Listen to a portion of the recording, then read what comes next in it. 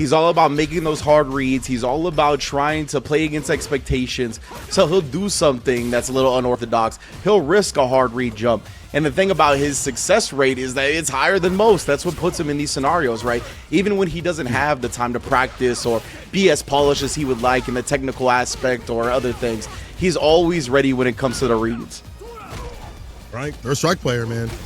Oh, the wake-up slight, micro walk back throw. We'll do repositions. There's a style light kick. I think after an OD Sonic Boom to get the knockdown. The variants of booms. Safe trying to read it and then introduces the Sonic Blade. Gets too comfortable. Overhead flash kick. Half health right now. OD DP for the bust out. We talked about, right, the hard reads, the willingness to lay it out on the line right there. Say if he would have died, or maybe not would have died, but would have got real close to it, that ODTP was blocked. Counter hit. Dude, we're going for the tick throw off the drive rush. Takes the lead with it. And it's tough, right? All from that initial side switch on the back throw. NuckleDu has been able to control this match. Hitting out of the corner is so big, and it hurts so much as the opponent. When it's against Guile, he tries to call out. We talked about it, the hard reads. Dude's done his homework, though. Baits it out. Then wake up back, as you mentioned, like these active and like normally defensive options are definitely working out here for side of NuckleDu. Oh, the time with the back here, able to get that punish counter. Could have been way worse, but still ready at that distance against that crouching medium punch that's safe as to utilize for every 10 player, really, at this point. Yeah, it's definitely getting more and more popular through the entire player base of the character. Oh my, the point blank perfect boom was sick. Perfect parry on the boom, excuse me. Trying to find the Sonic Boom timing right. You see Safe risking the jump right there. Yup. Tap parry. Ooh. Go for drive reversal. Oh, you see the delay waiting for that to happen. It was a bait the entire time. Sonic Hurricane follow up. Meaty boom. Harassing continuously. Safe able to hold parry though. Could have been way worse. NuckleDu did the same. He did the same thing to Punk at SFL, right? Activating the level 2 and then waiting for the parry. Trying to snipe the timing of when you're going to block. Oh, and then catches Safe trying to approach. Nothing for free right now. Get in the first game, but we are in top 8. Or excuse me, 3 out of 5 territory here in top 8. That's true. What do you say? Like he could have reached right there against the Big Fang. I feel like that would have worked. Oh, beautiful. There it is, the counter poke. Nice to go for that Sand Pierce, but dude weathers the storm for a little bit. And the ODDP is going to get plus frames going, drain some drive meter. Do love the OD flash kick right before he gets put into burnout range, but he does try to parry that fireball and burns himself out for it. Oh, and gets caught, just goes back to the Dragon Lash. Wanted more. And Dude, he knows when to box with you too. He knows when to get in the mud and scramble. Look at this again, trading after that 0 on block. Dragon Lash every time, just resets him with the jab. But Dude has his drive meter back now. Safe finally finds the jump in timing on the boom. Been looking for it all set. Found up in the corner, try to bait out a flash kick. Dude don't really do that unless he's knocked down. The drive impact gets the upside down kick, the Stranger Things. Has Tatsu. And that's something that we've seen. Right here. Indeed, we've seen Boost actually react to the upside down kick with the eye consistently. It's something, I mean, astronomically difficult to do. But it's something to look for in this matchup. The reward's so good. Yeah. Preparing the OD Fireball right after. Toe tap. Too far for the stand light kick right after, though. Back up in the corner. You might see a back jump. No. Heavy kick. Punish counter. OD Genrai. Level 3. Safe ties things up. And again, you're never safe when Safe is around, bro. And look at how quick he tied that up, right? He made sure once he got doing the corner again, no more getting back thrown, right? Not even going to put myself in a position for that to happen. Because, I mean, that first round that we saw could have been a completely different story if Safe never got back thrown in the first place. Oh, my! Man, put the cojones on the table right now. Yours is as big as mine? I don't think so. So you hear that sound? Yeah. Walk away. Perfect parry. Crouch fearsome play. You'll take that trade. You're safe. You got to lock him in. Become the warden. No key. That's facts. Let him know who runs it. Who runs the corner? Oh, parried, but actually it was a jab. It's pretty far. Tough to get a clean punish on.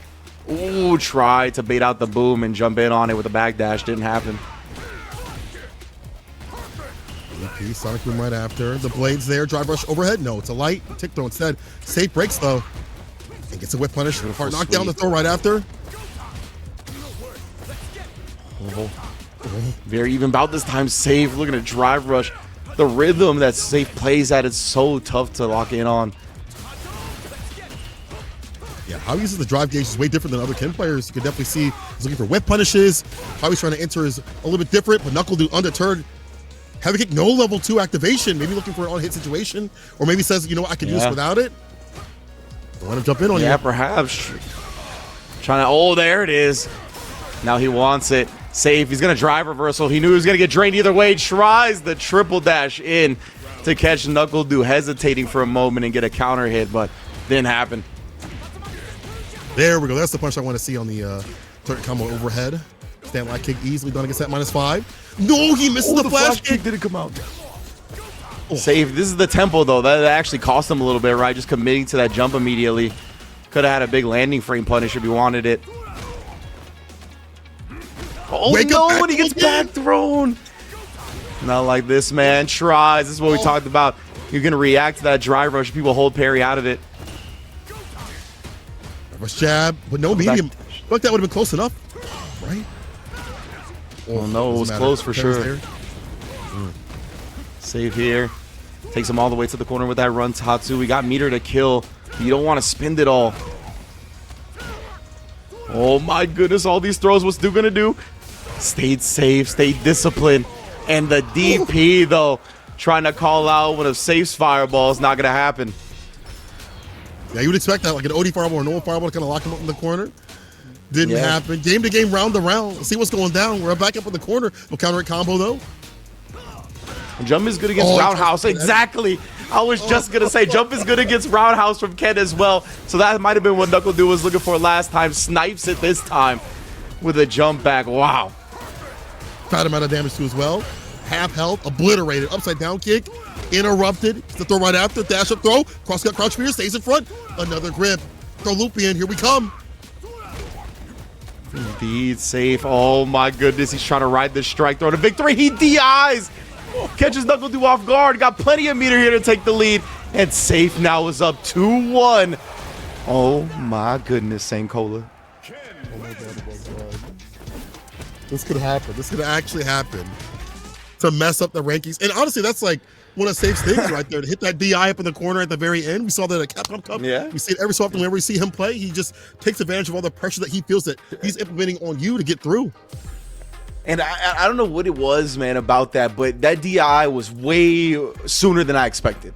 Like, I don't know what it was about that moment. I don't know what it was about Safe's rhythm and the intensity of the situation, but it felt like one of those moments where you were going to try to milk the drive gauge or milk the burnout a little bit more to me. And I think that's where Dude was kind of had his mind at as well. And Safe just busting out right there. I mean, it was very, very surprising. On the off guard, too. Dude looking to stay on the guy, not switch over to the Cammy, which I think is perfectly fine. I think these days, I watched that matchup for Cammy and Ken players are smashing, crouching, medium punches, stand light kick, interrupting the drive rush up, and it looks a little bit more equal than it used to. So the Guile, still the right pick. It's just Safe in how he plays the problem. 100%. Like, I think the Cammy matchup would be a little bit more volatile. You get to be more stable as Guile. But we mentioned it at the very start of this set. Safe's playstyle as a player, the feel-basedness of him, the hard reads, the willingness to do certain things. It's going to be good against that stable game plan that you try to play as Guile. What happens when the controller has no control? Sweep, the hard knockdown against the heavy kick. Parry, yes. Oh, man. Drive impact, he tried to flip, get a little bit too greedy with it. Safe, that was a lot of damage you just left on the table, my man. And now he burns himself out, looking for parries, trade combo for Do. Oh, man. That momentum got away from Safe real quick, looking for that DI. It's kind of the problem with like field-based gameplay, right? Like you have these moments that you're not always able to capitalize, so your plan B is like not ready and prepared. You're like, oh, damn. And then by that point, you've lost half your health to the next round. Indeed, yeah. We've seen the style of play cost Safe a couple of times. It's obviously aided him more than it's cost him in this set so far. Whoa, perfect parry, and the amateur call out from Ken for salt in the wound. There it is again, right there. Yep, jump on the roundhouse. Du knows when Safe's looking for that button. Safe definitely, that's one of his favorites. Catches Du reaching that time though. Hezzy jab. Oh, dude, There's gotta be like a delay, like a DP. There's gotta be like a delay. It's like a DP if he sees that jump back. Switch up in terms of pace. Oh my goodness. I got a different button. It's okay. Fist to face up with his corner space. Runs the CA. We'll tell him to, of course, sit down and shut up. Safe. On set point. It could happen, Ridge. It could happen. It could. He spit all of his meter. So it's going to be tough in this round, but nonetheless, he's put himself on set point as you answer, and look at him. Still trying to play that intimidation, that aggressive game. Walking at Du to start this, but he got checked. Backdash gets clipped. Great extension with the crouch medium kick as well. Knew he was going to be too far for anything else. Like that parry, but here's a level 2, a solid puncher cutting through, and the pushback. So he can't go for like that drive reversal, even if you wanted to for that offensive style. Safe doing such a good job right now, holding on to some drive meter during this level 2. Not getting thrown for it. Actually survived that. It's still actually coming out on top, having more drive meter than Knuckle do. That's a huge victory. Oh, trying to chase him down. Dude didn't impress anything in response. Perfect parry, and the punish right after. Yeah, get me that quarter carry. And that at the corner. It's time to get your Marlo Stanfield on, bro. Who's running this corner?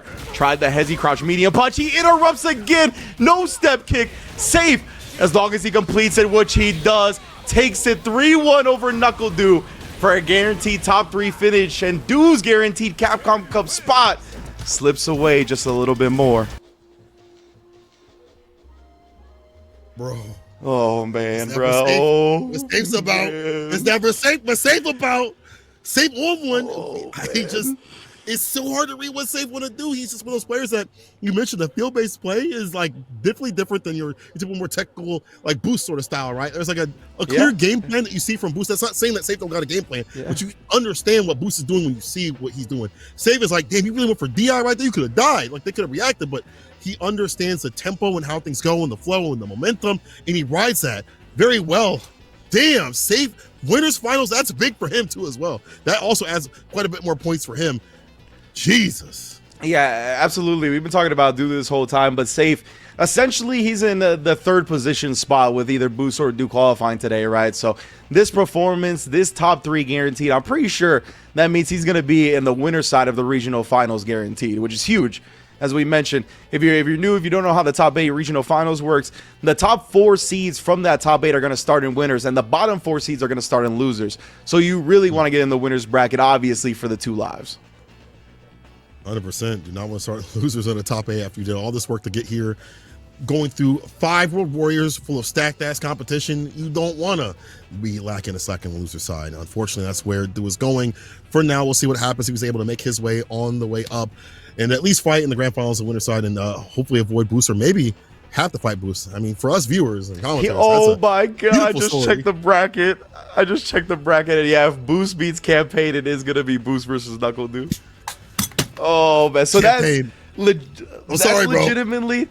Boost has to not only beat Du, but I'm pretty sure he has to get all the way into first place at this point. Maybe he can get second. So it's not over if Boost happens to get past Du. But man, yeah, that's going to be a huge match. It's going to be a huge match for sure. Knuckle Du about to be the biggest Boost hater of his life. You know what I'm saying? At this point, praying on his demise. This is crazy. This is nuts. Okay, but of course, our next match for winners semifinal is going to be Shine versus Kami. And coming in, I believe, both of these players, let me see. So Kami and Shine were actually tied in points. They're actually both at 65 for their top 3 total. And they were both pretty much tied for 7th coming into this, or you could say like 5th, considering Punk isn't in it and Boost and Du had already, or one of them is going to qualify. So they're both fighting for that winner side berth, right? Solidifying their loser side as well. I'm pretty sure they're both going to be in the regional finals now. But yeah, this is definitely to get into that upper echelon, the top 4 for winner side at the top 8. To the imperativeness of that, you'd rather have 2 chances than 1. You'd rather not start on the loser side. But the way that both players have been playing has been absolutely insane. I like this pick on paper here for Kami, who's been playing very, very aggressive with the Akuma. Has some really great moments with that meaty fireball. However, Shine has been doing a lot of work with that. He's had that in the back seat for a little bit, has not shown it in tournament, at least on stream. You see it operates right now. So all these throws, drive rush, and fake out with another grip. Yeah, he tried to do it again to him. Hoping that Shine would also maybe react parry. Oh my, I can't believe that reach. Maybe the extended hurt box on a fireball. Awesome. Well, I'm close. Yeah, he wasn't holding parry, so it was in strike throw distance. Dash up throw right there. Will be a fireball. No, drive rush overhead. Instead. Indeed. Shine confirming. And a kill rush to maintain the Oki. Oh, didn't actually get close. See, again, Shine was expecting Kami to cancel in a drive rush. That's why you saw the stand medium punch come out and he didn't just walk up throw. A lot more players are doing that a lot more rather than just like tapping the parry. Parry as he tries to walk his way in. Look at the anti-air. This is actually one of the demonic characters that Shine has had issues dealing with. He has said so many times that he hates fighting Akuma, but able to stay fine to Shine right now. That level 1 to seal the deal, and that means bar is built up for the level 2 slowly but surely. This next round goes down. Also, shouts to the chat that knows that the pan pizza from Domino's is the tech. That is indeed the tech for Domino's. Actually, 100%. Oh, tried to charge up the fireball, but Shine jumping in. Huge reward here, and then they caught him at a perfect timing right there. The walk back, catching Kami's button. Yeah, too close for a real good DC sequence. So Shine just got to take the damage he gets. And the corner push. Gonna anti-air, scope for the rebuttal right there. Gets a drive rush with the counter combo. Get the kill. Shine is so good about even close range drive rush. He's so prepped and prepared. I mean, Ed obviously has the range to deal with it at damn near mid-screen, so he's gonna be ready at any angle, but Shine ready at any time that Kami presents. Kami's doing a lot of barges drive rush in. Tries not like a lot of fireballs from him, but it's working out for right now. Yeah, he's been playing very aggressive today for sure. Yeah, it's looking like instead of playing this footsie slow pace fireball type game, just trying to manipulate his opponent. Oh, and then again, bro, the charge flicker just blowing through the fireball, catching a Kumana punish. ODDP from mad far. I think Shine didn't think that was gonna hit. He's in the stance. Air fireball. Now it's a switch up here from Kami from the aerial approach. Trying to give him a different look. The jump in from that distance to get the pickup. Jump heavy, right? Jump heavy tick. Yeah, I don't know how Shine knew. The way he just did flicker and to jump immediately, like it felt like he exactly knew Kami was throwing a fireball after that flicker. Maybe that's been something Kami has been doing this set so far. Oh, the DP moving forward to get under the air fireball. Nah, that was too clean. Kami though, not deterred. Fireball again, another DP. Oh, it's a punish. No, -5 at like minimum. Another DP against the air fireball. You gotta take that off the table. Dive kick, delay, guillotine, something different. Ooh, Kami. Beautiful spacing out on that crouch light kick. Crouch light kick, one of the further ranging light buttons in the game. So you gotta take an extra step back than usual when trying to outspace light buttons up against Ed, and Kami did exactly that. And obviously the stand fear is such a great initiator. It's a shimmy tool, anti-shimmy tool, I should say. Kami ties it out, game to game. That's a good point. Ooh, and yeah, Shine, he's been going for the medium flicker, right? Medium flicker has the longest range. It's susceptible to jump-ins like that, though.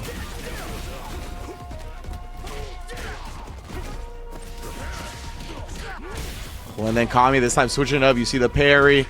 Sees nothing's happening from Shine. Just drive rush cancels.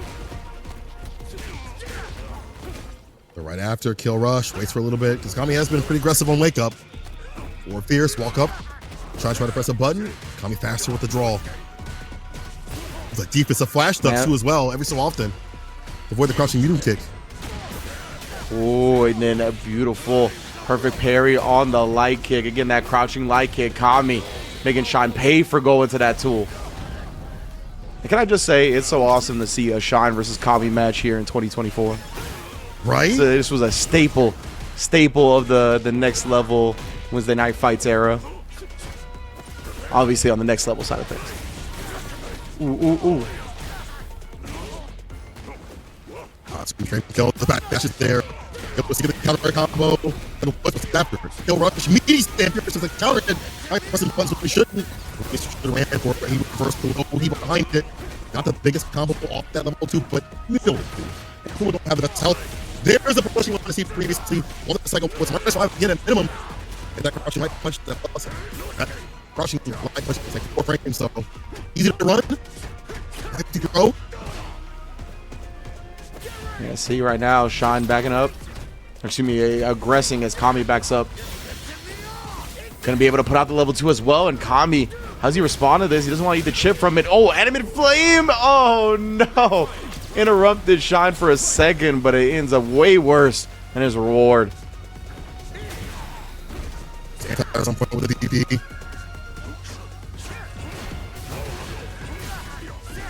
More fireballs here. Kami starting to establish that. Oh, he tried the overhead in. Got a little greedy with his Shine, was able to counter poke. All right, DP extension. Continuing, just a tight pressure right there, staying with the jabs. Dive kick hit way too high. Shine's gonna be able to get a clean punish because of it.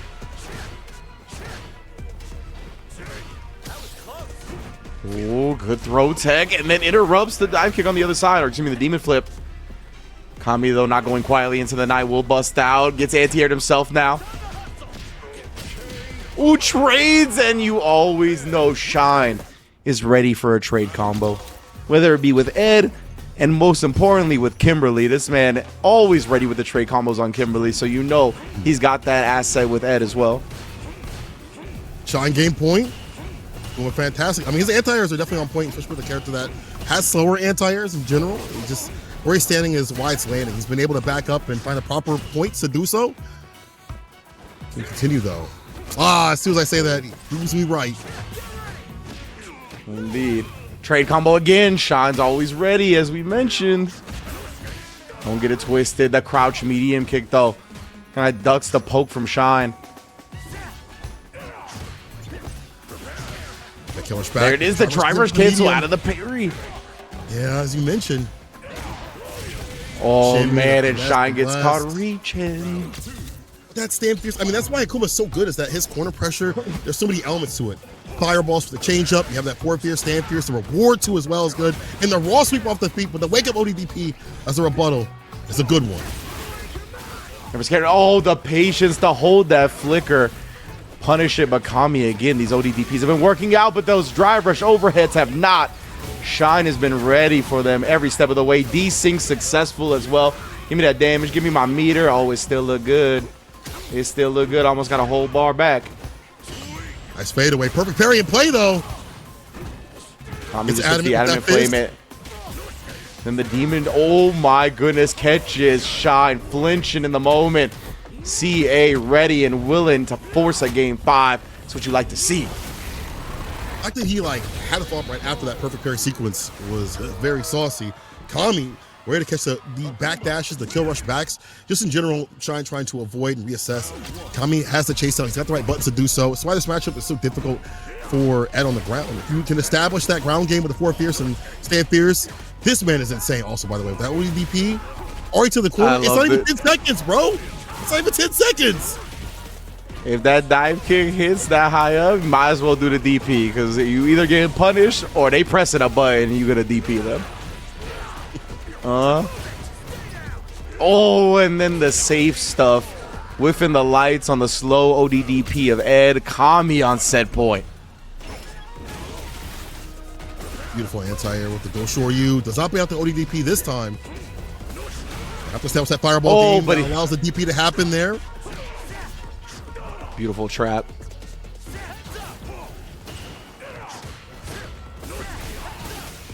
Oh, try to drive rush in after the flicker. Shine meeting all of Kami's aggression right now. Anti-air. DP again. Oh man, and Shine gets aggressive in the face of Kami. Tied up, final round to get into winners finals. Shine mashing that freak very well right now. Low block, the throw though. Facts. Towards the corner, the charge with the level 2 fireball. Again, that switch up. It's a danger to try to DP through the fireball. Didn't work. Well, anti-air right there. Kill rush. Medium punch. OD has to be on hit. That level 2 scenario. Yeah, I believe -3 usually. Kami finally finds one of those drive rush overheads. I talked about them not working. This is actually going to put Shine on life support here. Believe it's a pixel. Not dead quite yet. Yes, indeed, a little bit more than a pixel, actually. Oh, no, but Shine. He woke up with something. We see the counter hit notification, but Fireball destroyed whatever it was. Could have been a missed input. Could have been just a wake up normal on a big bet. But that one's hard to believe. Kami taking it and getting into winners finals. You'd love to see it. Yeah, either way, that was going to be pretty much the end of the game since he was in the corner. Such a big lead, and Kami's pressure up in the corner has been one to watch out for. So Kami moving on the bracket. Very well done. Yo, Kami, don't you ever say that you ain't a sweat, bro. Don't you ever complain that other people are sweats and, oh, this dude's sweating out here, because you mad sweating out here. Your pits, let me check them, because you're moving through the bracket in pretty dominant fashion at the very end right there. And I like the switch ups. You see the dive kicks, the air fireballs, and then when those weren't working out, he would go for the simple jump fierce over and calling out these fadeaways, the kill rushes back, the backdashes, things like that.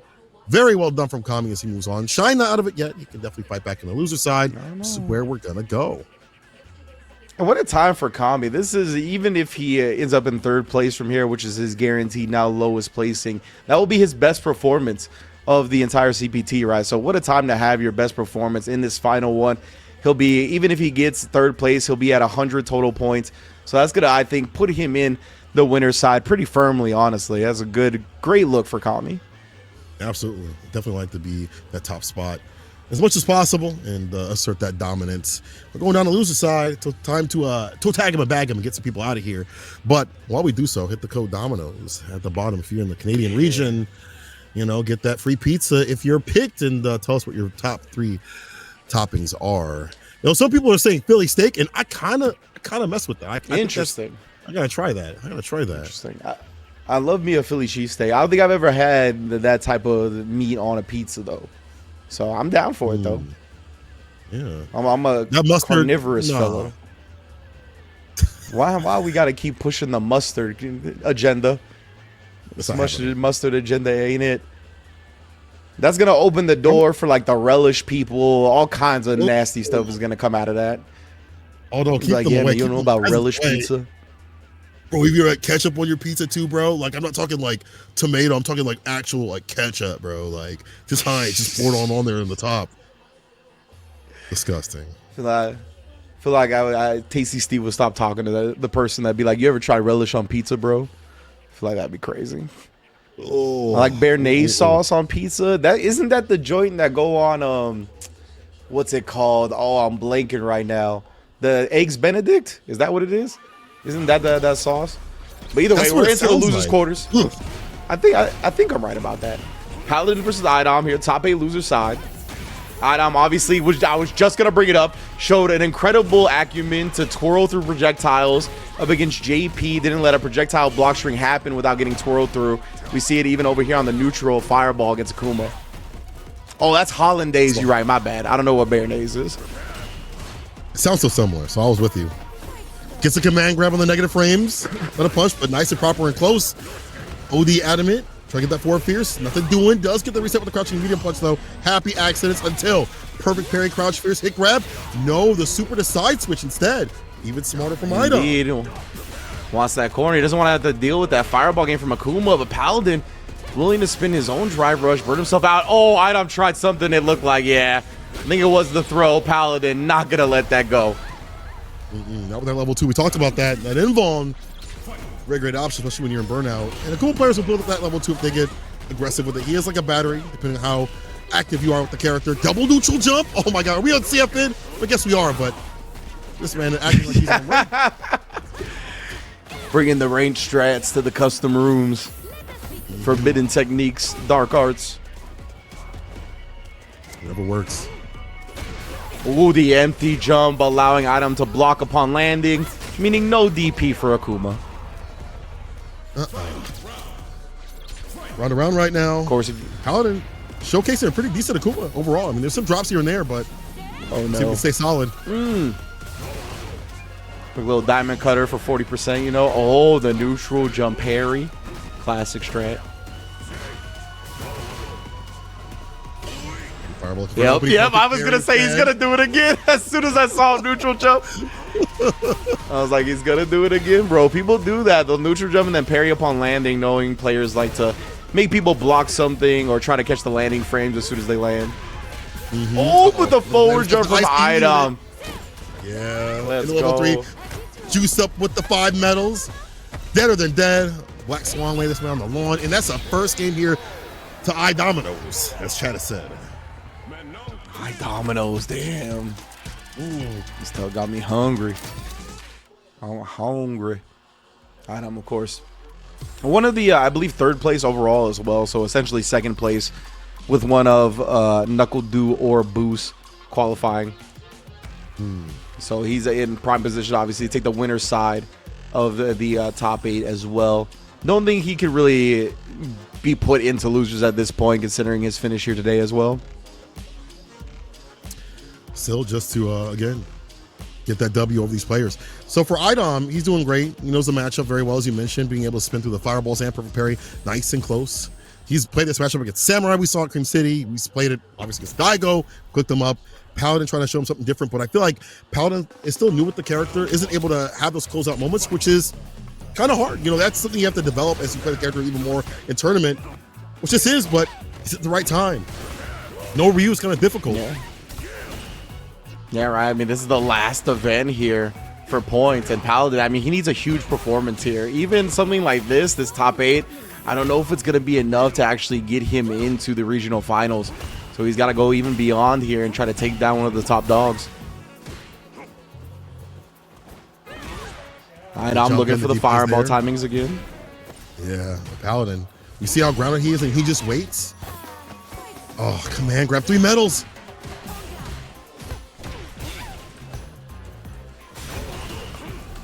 It's indeed Idom here, trying to parry up the fireballs. Ooh, able to land and land himself right in the gutty works. Paladin. And saving that bar for that level 2 scenario. Any sort of closeout, I lie. Paladin, you ready for it. My bad. Adam Fish trying to catch him lacking. Hits the ODDP. Yo, you kids, again, off the vitamin gummies. Nasty. They're locked in, bro. Light's coming out of their eyes. Emptying that vitamin case. But so kids. Like, I'm young and I take vitamins. The world can't stop me. So you said Flintstones DP. I'm weak. There it is again. And I'm locked down in this corner right now. Paladin's looking so much cleaner, but just as I say that, oh no, bruh. Sing along. 3 medals, so extra damage. Yeah, as well. Oh yeah. I passed the song. I can't lie, man. Not Hand the me one some for me, feed or Chief. something. Nah. Too much recovery. You tried to press the button after you saw the counter hit, but the item was too ready and prepped for that one. Yeah, I was gonna say not a true punish, but yeah. Oh, nice parry. Or actually, nice throw on parry. Excuse me.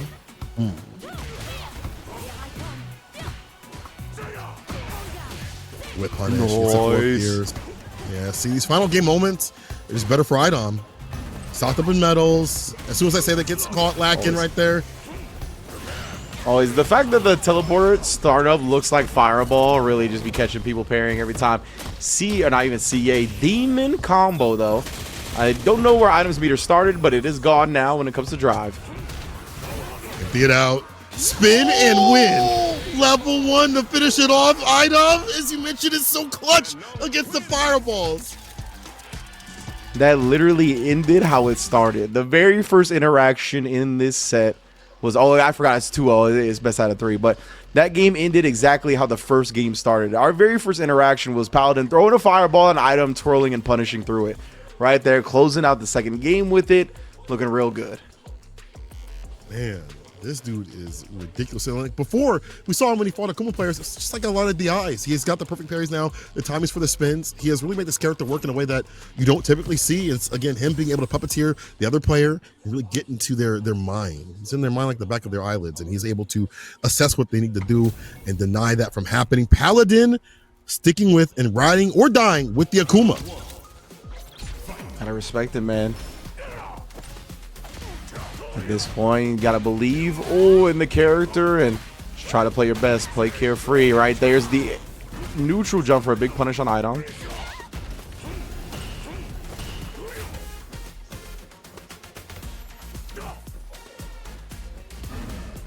And a deadly neutral game. He did teleport back in the drive rushing medium. Bro, what are these kids on? The kids are not all right, okay? Help the new generation. Losing recipes. They're watching political videos with with a cooking dish on the side. with Bluey in the corner. Bluey in the corner. Oh man, Paladin takes the round. These wild decisions are definitely working out, but I feel like it's an option. These options get less and less sturdy as Idom starts collecting data and information. However, the suppressor works out against the distance. Does not get to pick up the jab, but no medium right after. Paladin dropping some combos. Indeed, and Idom's going to take full advantage of that. Super for the burnout. Great identification. Really put Paladin in a rough spot here. The infinite. The stand medium punch. Plus frame trapping into itself. 4-frame gap, so you can interrupt, but it's not going to be for your favor. Excuse me, sorry about that. Burnout command grab to kill Idom on set point. 3 medals as well. Oh, yeah, that's one of the problems that is implemented in this matchup. Like OD Crescent Kick for anti-airs overall. Deny that Demon Raid kind of game that you'd like to play with this character. No back throw. Idom here. Oh my goodness, that has gotten neutral jumped a couple of times though. Paladin starting to catch on to the twirl kick or the roundhouse, whichever one Idom is implementing at the time. Primarily roundhouse has been getting neutral jumped. Ooh, one of the command grab that time jumped away from it, which doesn't allow parry. Maybe a neutral jump would have. I don't know if level 3 would have worked there, but Paladin just needs to land a simple confirm into that sauce at the bottom to seal the deal. What's it going to be? That Satsumino sauce on the crouching medium kick. Level 3. Reverse throw. And just kill with the OD Fireball if he wants to. A Sneeze the Breeze will kill. The dash up throw will do it though. I love that. I always love the rhythm switch up like that. When you're expected to kind of play timid, play back, play patient. A little surprise dash in the throw catches him off guard. Ooh, nice stuff from Paladin right there, able to recover in time. Didn't get as much damage as he could have, but confirms that it's a level 1. Impressive stuff. Yeah, Shades of Ryu right there. OD Crescent Kick, we talked about this. At max range, can definitely clip a lot of what Paladin wants to do in terms of his neutral jumps. Command grab. 4 medals. Is building. 4 medals kills here. Oh, that's what he was expecting. Paladin to get caught on. Burns him out. Nah, Idom, he can't get chipped out anymore. But I was going to say the level 2 tries it. Just a Hail Mary. Comes up empty. It makes sense because Paladin's been so active, especially when he lands, but that time he blocks it out. Also, Idom blocking that overhead. Idom sends it. Way worse. Well, yeah, he will. You're right. He sends it 100%. He likes the, oh, I'm at minus frames, or, oh, it's an opportunity for you to press, and he'll just send the super. Oh, the command my, grab. are you dead? You're dead. Yeah, you're dead. Deader than dead. Oh. Beyond dead. Idom puts him in the grave and moves on in that bracket. 5 metal command grab. It was off the jump in, right? You try to like parry the jump in. Yikes, bruh. That hurts. Yeah, it really does. I mean, Idom's becoming one of those freaky frogs that likes to jump a lot with that jump heavy kick. And it makes sense. It's a good button to jump in with. But that time, at the perfect distance to bait out the tap parry right there, get the command grab off and kill. Idom will move on over Paladin. But hey, Paladin, you know what? Your Akuma looking good. You know, aren't you glad that I told you to play Akuma a little bit and practice character just to see what he does over at the airport? Only he remembers this because we played it like 6 in the morning. But either way, good to see him rocking that character at this point. But it will be Idom moving on with the Manon and pushing the agenda that Manon is okay to run in tournament. Freaky frogs have got me good. But yes, indeed, the Manon as well as Idom advancing into the top 4, not top 4 quite yet, but the top 5 side of things into losers quarters. Our other losers top 8 round 1 match is going to be Boost versus Campaign. And of course, Boost is in 2nd overall total points coming into this event, 20 points behind NuckleDu. He has an opportunity right now. If he's able to get 1st place and go through NuckleDu here and go through Campaign first and foremost, he could perhaps qualify directly into Capcom Cup himself. But this is where the story is now. He's got to get past Campaign first for that fated match with NuckleDu. Campaign could play spoiler. He's the one that upset Idom in the first place. So this man is very more than capable of taking down anybody. We saw him also take down Jack over at F2Con, do some work at, I believe it was DreamHack. I think he was there too as well. Campaign has definitely shown out. I call him, again, the Black Hikaru because he loves to hit confirm with crouching medium kick with the same sort of effectiveness. He's just a little bit less active, but I think a little bit more defensive. It definitely works out sometimes. So we'll see if it happens where he doesn't get run down, because Ken can definitely do some damage on Aki. The toe tap, I was talking with Jake Ryan not too long ago about how Ken can just kind of harass where it's hard for Aki to respond or get a proper rebuttal against the minus frame. So Ken is free to kind of run his stuff as much as he wants to without Aki having more deliberate punishes than she would on other characters. I'm glad you clarified that it was Hikaru, because I think you said Hikari earlier too, and I was like, isn't he already? But Boost versus Campaign, again, it's going to be the last match of Losers Top 8 Round 1. Boost is one of 2 players here that could potentially qualify directly into Capcom Cup.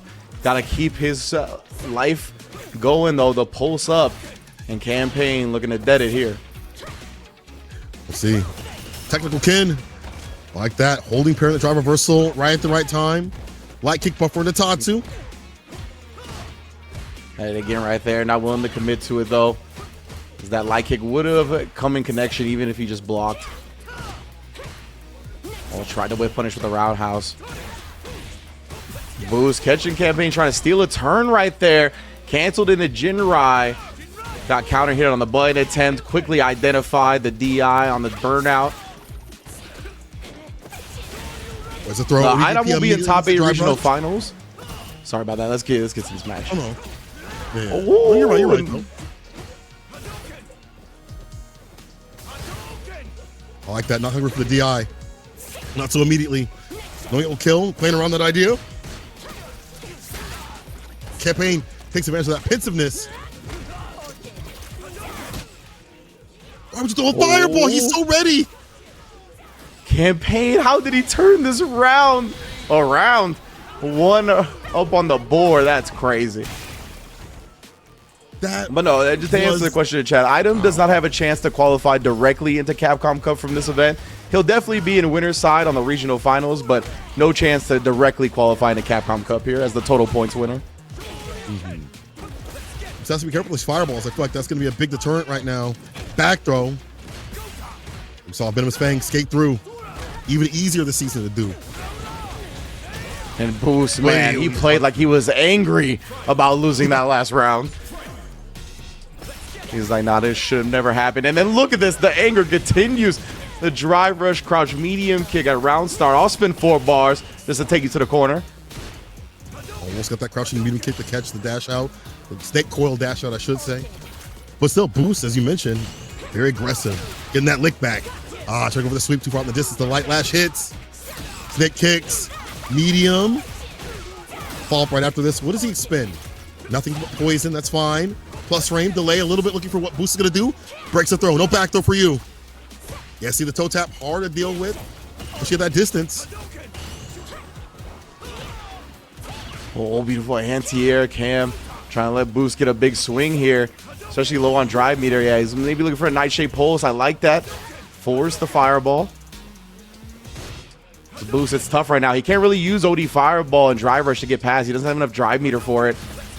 About to get it now, and that's why he does regular fireball instead into the drive rush. Catches Campaign off guard, and this is a big swing.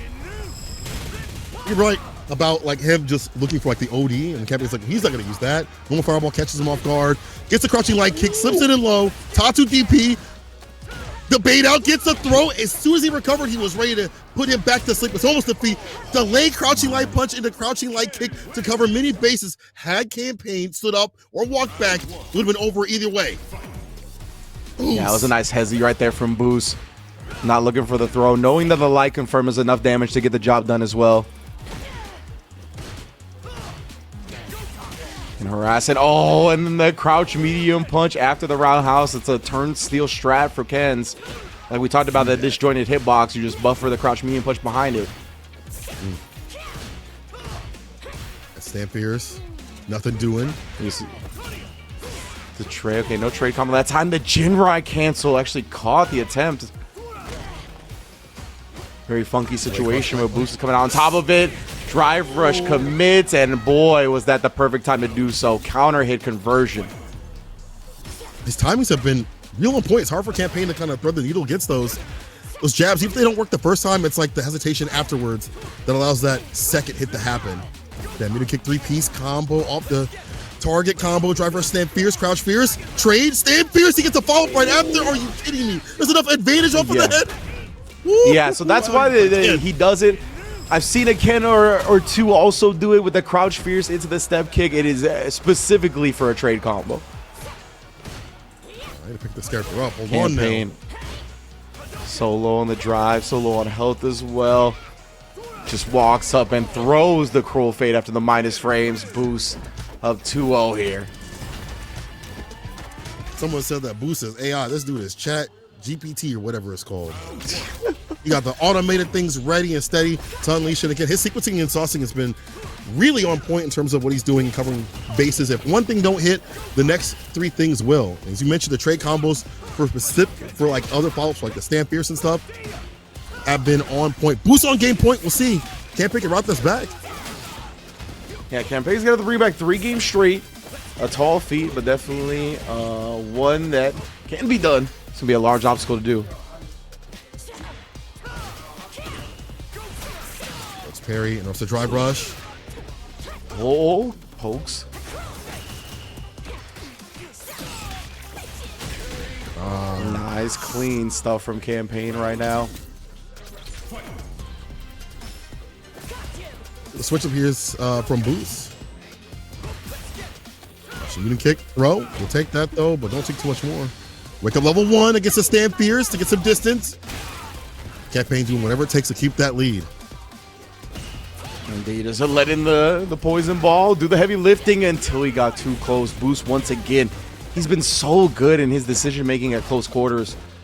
Even when he's unwilling to press buttons in the neutral, once these people get in these RPS scenarios, he's just been able to beat them time and time again. And right lie kick, well space. Hard for her to punish in the first place. Campaign able to get the counter hit. Perfect timing from his side of things. He's been switching up his timing to land these counter hit combos with EDP. The bust out. Gonna die for that, but Boost stays alive. Crouching kick, no hit confirm in the level 1. To stave off that burnout. There it is, off a different button. But still the same result. Classic. Aki's love confirming that button. Use the crouch roundhouse. Could be mistaken though. Boost letting the poison drip away. Forcing the issue now. Oh, and the DI is there. Boost gonna be able to even save some of his meter here. Empty that drive rush. Might need to spin level 1. Will need to spin level 1. But that is a more than worthy sacrifice to be on set point.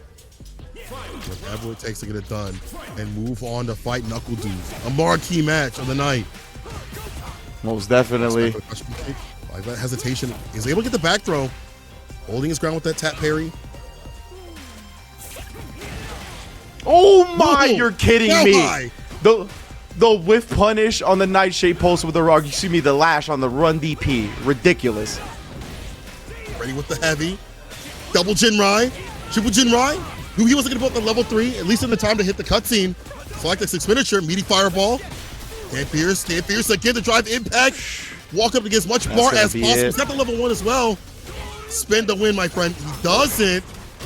But he baits up the drive reversal and finishes it off with a crouching medium punch. Boost is off the juice, bro. He's on the sauce.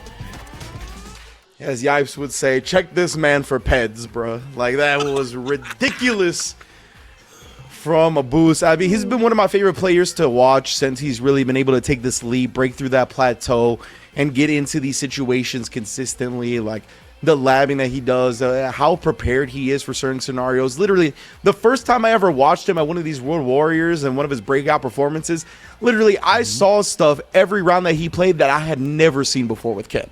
Like, the amount of homework he does, the amount of work he does, I mean, it's translated into incredible performances, right? And he's going to get a chance here to control his own fate.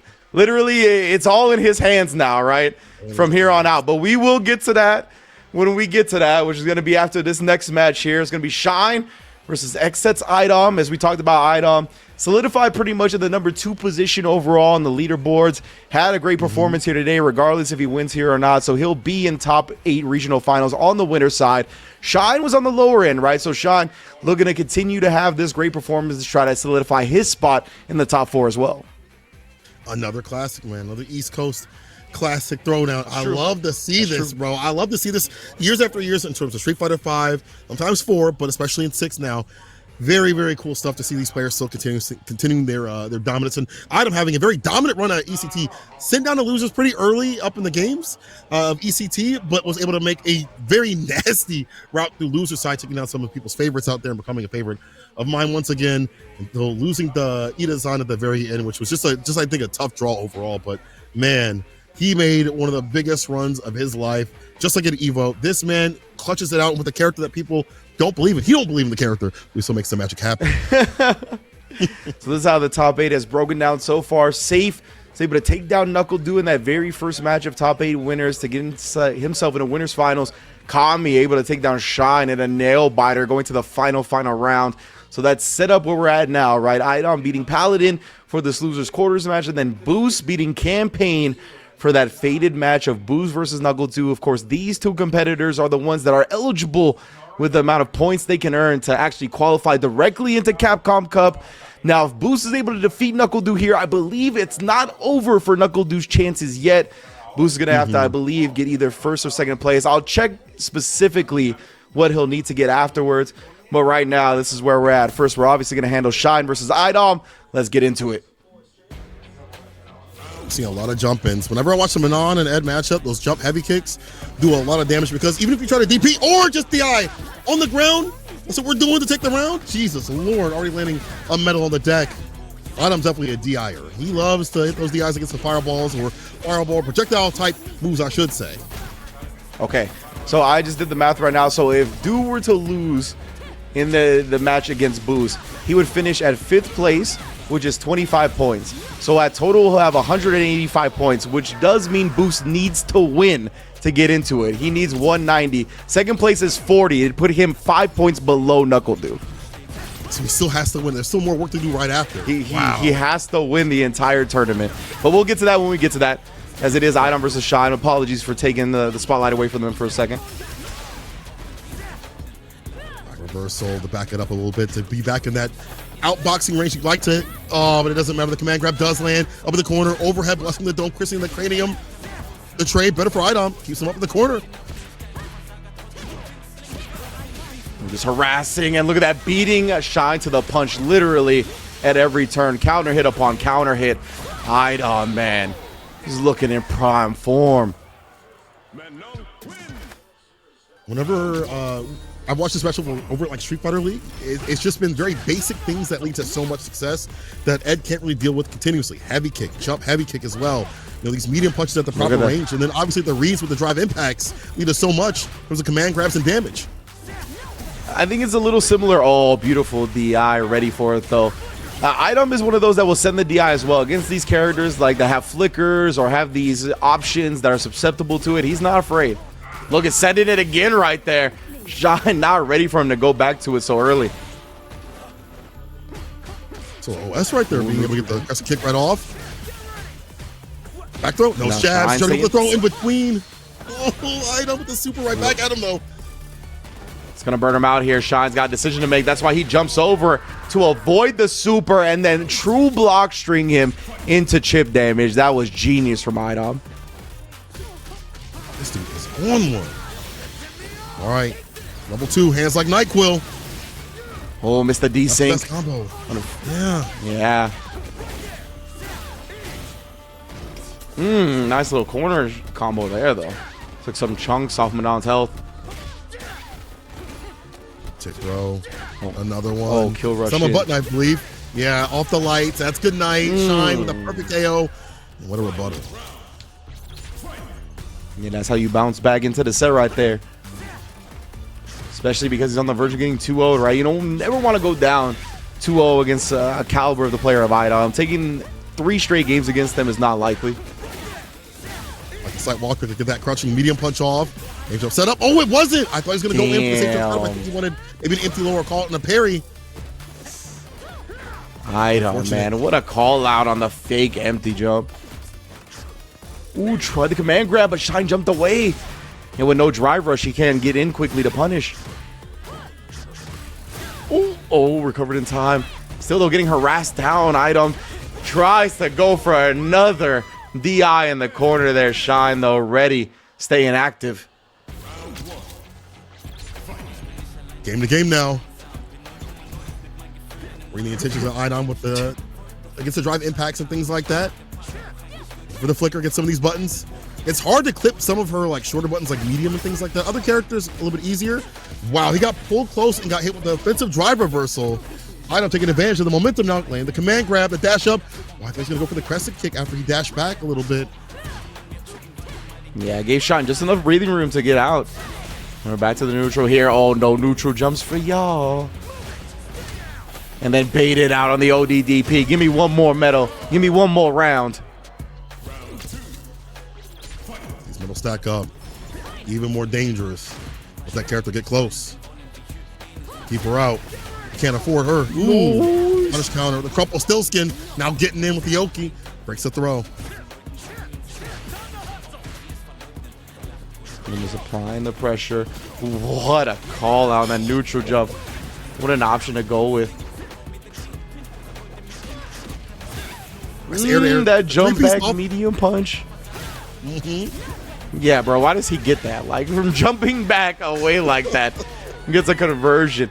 A lot of the time, he can get more, too. You can go into the OD flicker. It usually combos because you can go into stand medium kick after that jump medium punch. Or, excuse me, jump medium kick. You know, on the ground, you see him also kill rush back and also the distance where you might think the jump is going to happen. And Shai has been repositioning himself continuously, understanding where Idom wants to land a DI or a drive rush button or even a jump in. As soon as I say that, flicker was out and about. The command grab lands. 5 medals now. It's going to get devious. Play around that idea. Oh no, back up in the corner. Devious. Idom here. Oh, yeah, he didn't follow up. He was trying to bait out a parry on the follow-up to that target combo. Shine here trying to get some distance. He wants to get into a comfortable space, get out of this strike throw range, but Idom never gave him any breathing room. 5 medals on this. It is a light confirm, so I think he's alive, but it is 5 medals. Oh, no. The damage on the medals makes up for it. No survival. Flow state where like they're pressing so many buttons that are like maybe hard for you to counteract a little bit quicker on the draw. And you're like, damn, well, what do I do? I gotta wait for a moment. The moment never came. Idom going insane in the membrane. Hold on now, the drive impact lands though. Shine has some thoughts about that. Deep with the jump fears for the safe jump setup. Not even safe jump setup, just wants to take away the bar. Oh, beautiful, perfect parry, but tries a medium punish. Might have needed to do light there. I lost my channel points too. Yeah. That was a tough one. I thought the light confirm would have saved them. And again, look at Idom. Perfect timing on all of these button presses, all these pressure sequences. Jumps the walk-up stand, medium kick. My goodness, bro. He's just always right. How is one man just always right? Listen, if I'm in school, I'm cheating. That's immediately. Those all the answers. Let me see that. Nice from Shine, though. He's switching up, using the heavy kick flicker. He hadn't shown that option yet. So Idom have been getting a lot of jump-ins on the flicker attempts. Idom is harassing that drive gauges. Shine goes to the blocks more continuously. Jumping again, this time he'll Sperry. Reversal counter hit, OD. Let me see. No dream combo just yet. Interesting, yeah. Shine choosing not to spin the level 2 here. Has a significant lead. Maybe wants it for the start of the next round.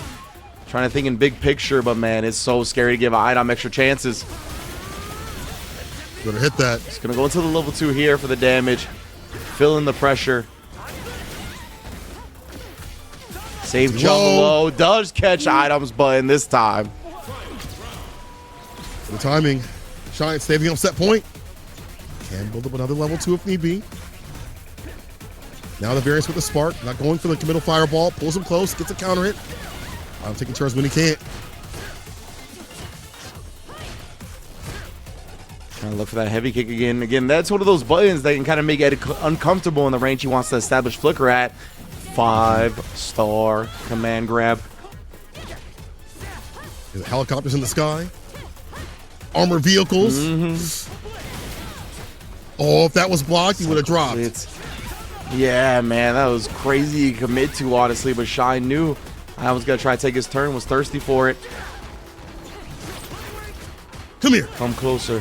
Holy parry. Oh, again. Raw, that could have been level 3.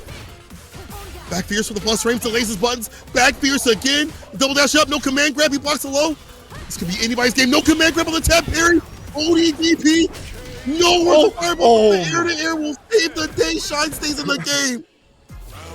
Pretty sure that Psycho Blitz was not supposed to be Psycho Blitz. It's probably supposed to be level 2, something of that nature, but Shine was able to air to air for the victory. That was extremely scary.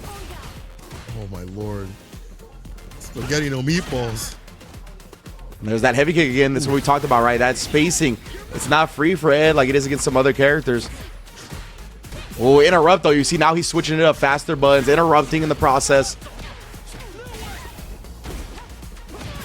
For the Oki. Oh. Like fade away and play.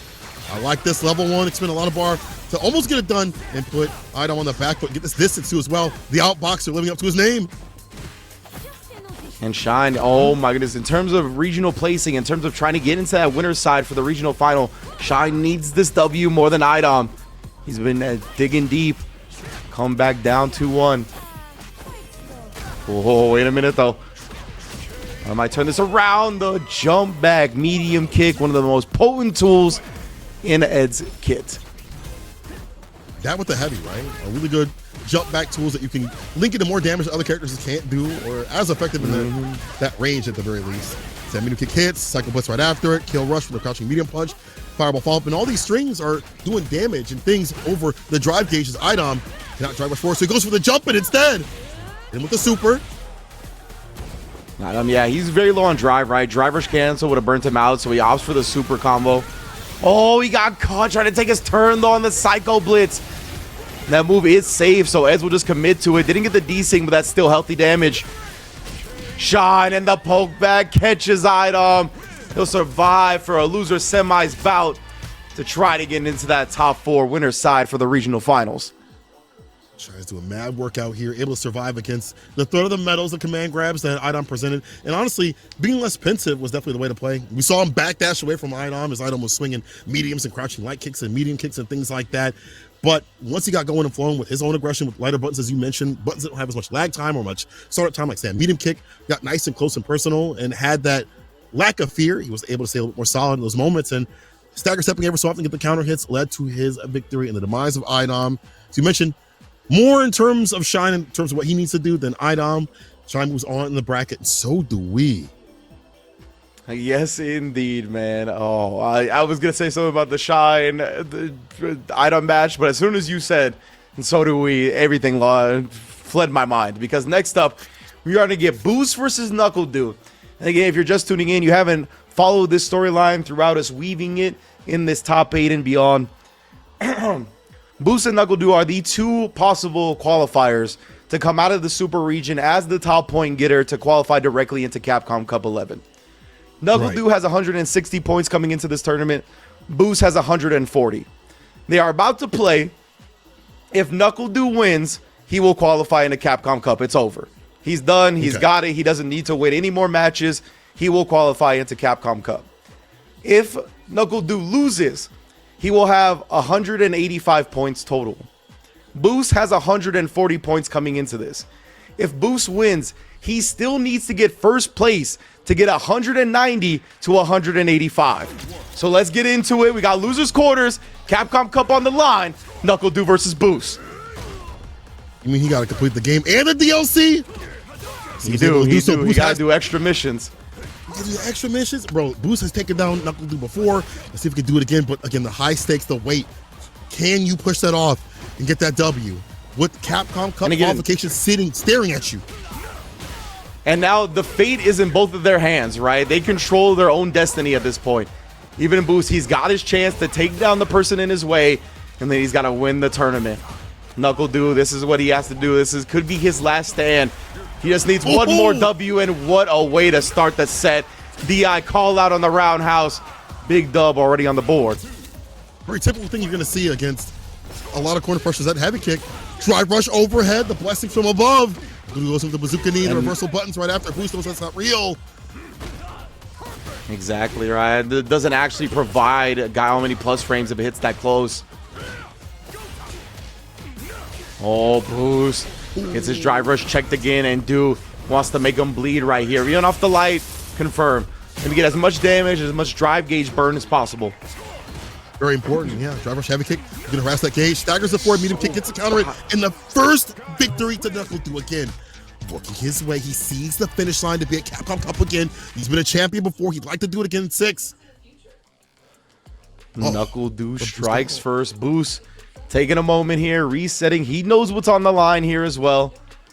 Like we talked about coming into this, right? These two players, they are the ones that can qualify.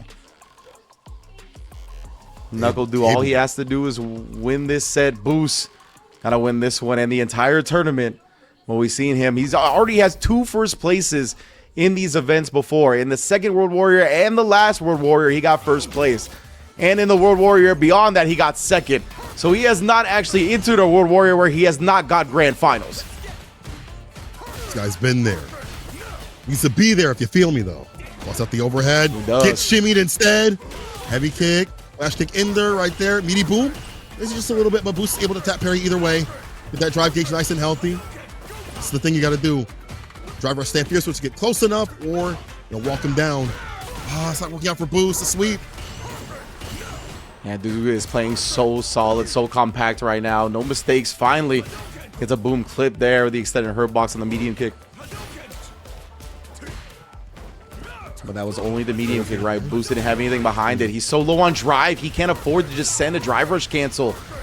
Because of that, he only gets a fireball. Dude's able to flash kick him away. Oh, drive reversal. Okay, this is a big chance for Boost. He's finally cut off most of the screen. Has doing burnout, but this is a massive life deficit to make up. Oh, and that's how we're going to start making it up. Walk up to get as much bar back as possible. Doesn't go for any more Genrai. How's it going to pressure here? Wake up flash kick? No, nothing at all. NuckleDu will probably hold a throw or two after this. Oh my goodness. Flash kick's coming, or wake up button. Another throw. Able to loop Boost is delaying. Then he's going to be punished. Yes, Boost brings it back. Insane.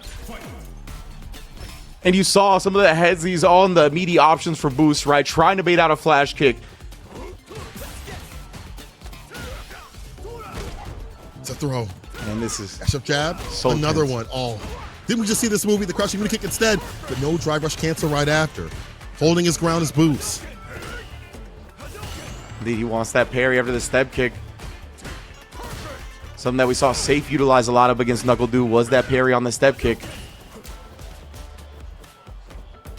Going back again. NuckleDu maybe looking for an activation off of level 2. Remember what I mentioned earlier as well. Boost has shown that he can DI react to upside down kick consistently. You haven't seen NuckleDu do that yet. Might see that one right in the bench for this set. Oh, and speaking of which, never mind. Busted it out. Oh, the perfect parry on the boom. The trade? Oh my, the trade. Both of these players are so meticulous, bruh. OD this time spent for NuckleDu. He was in the green. Was indeed. Oh, Boost. That's a big parry right there. He can OD fireball drive rush if he wants. From this range, though, it won't net much. Man, but Boost, he knows time is on his side right now. 20 seconds. It does have the life lead.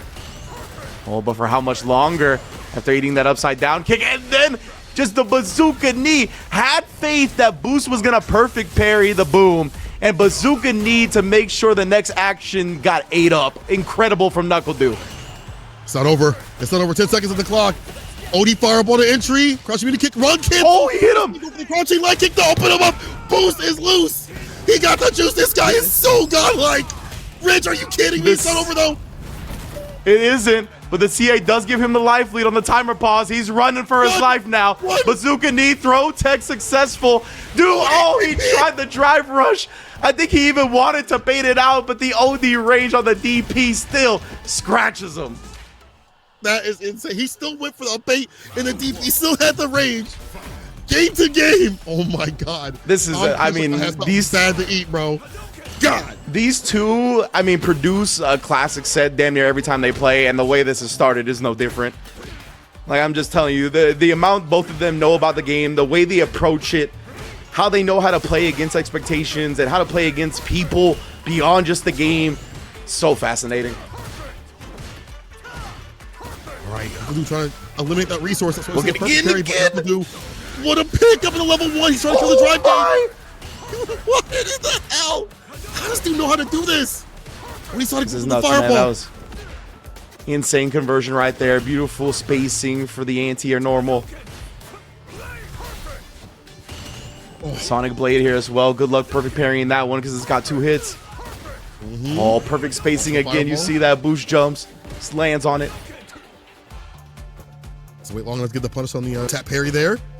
Overhead blocked out. No stand light kick, but still get the walk up throw. Some damage is better than none. And the step kick afterwards, catching boost, trying to advance. He knew that time was slipping away. He had to start getting aggressive. Tries to bait something out. So clean, so patient from Do. Maybe flash kick now. And like that from Boost. Normal fireball, or maybe OD every so often, and then we drive rush up the stand Pierce.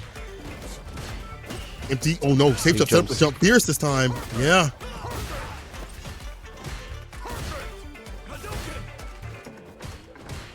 Man, this is so tense right now, bro.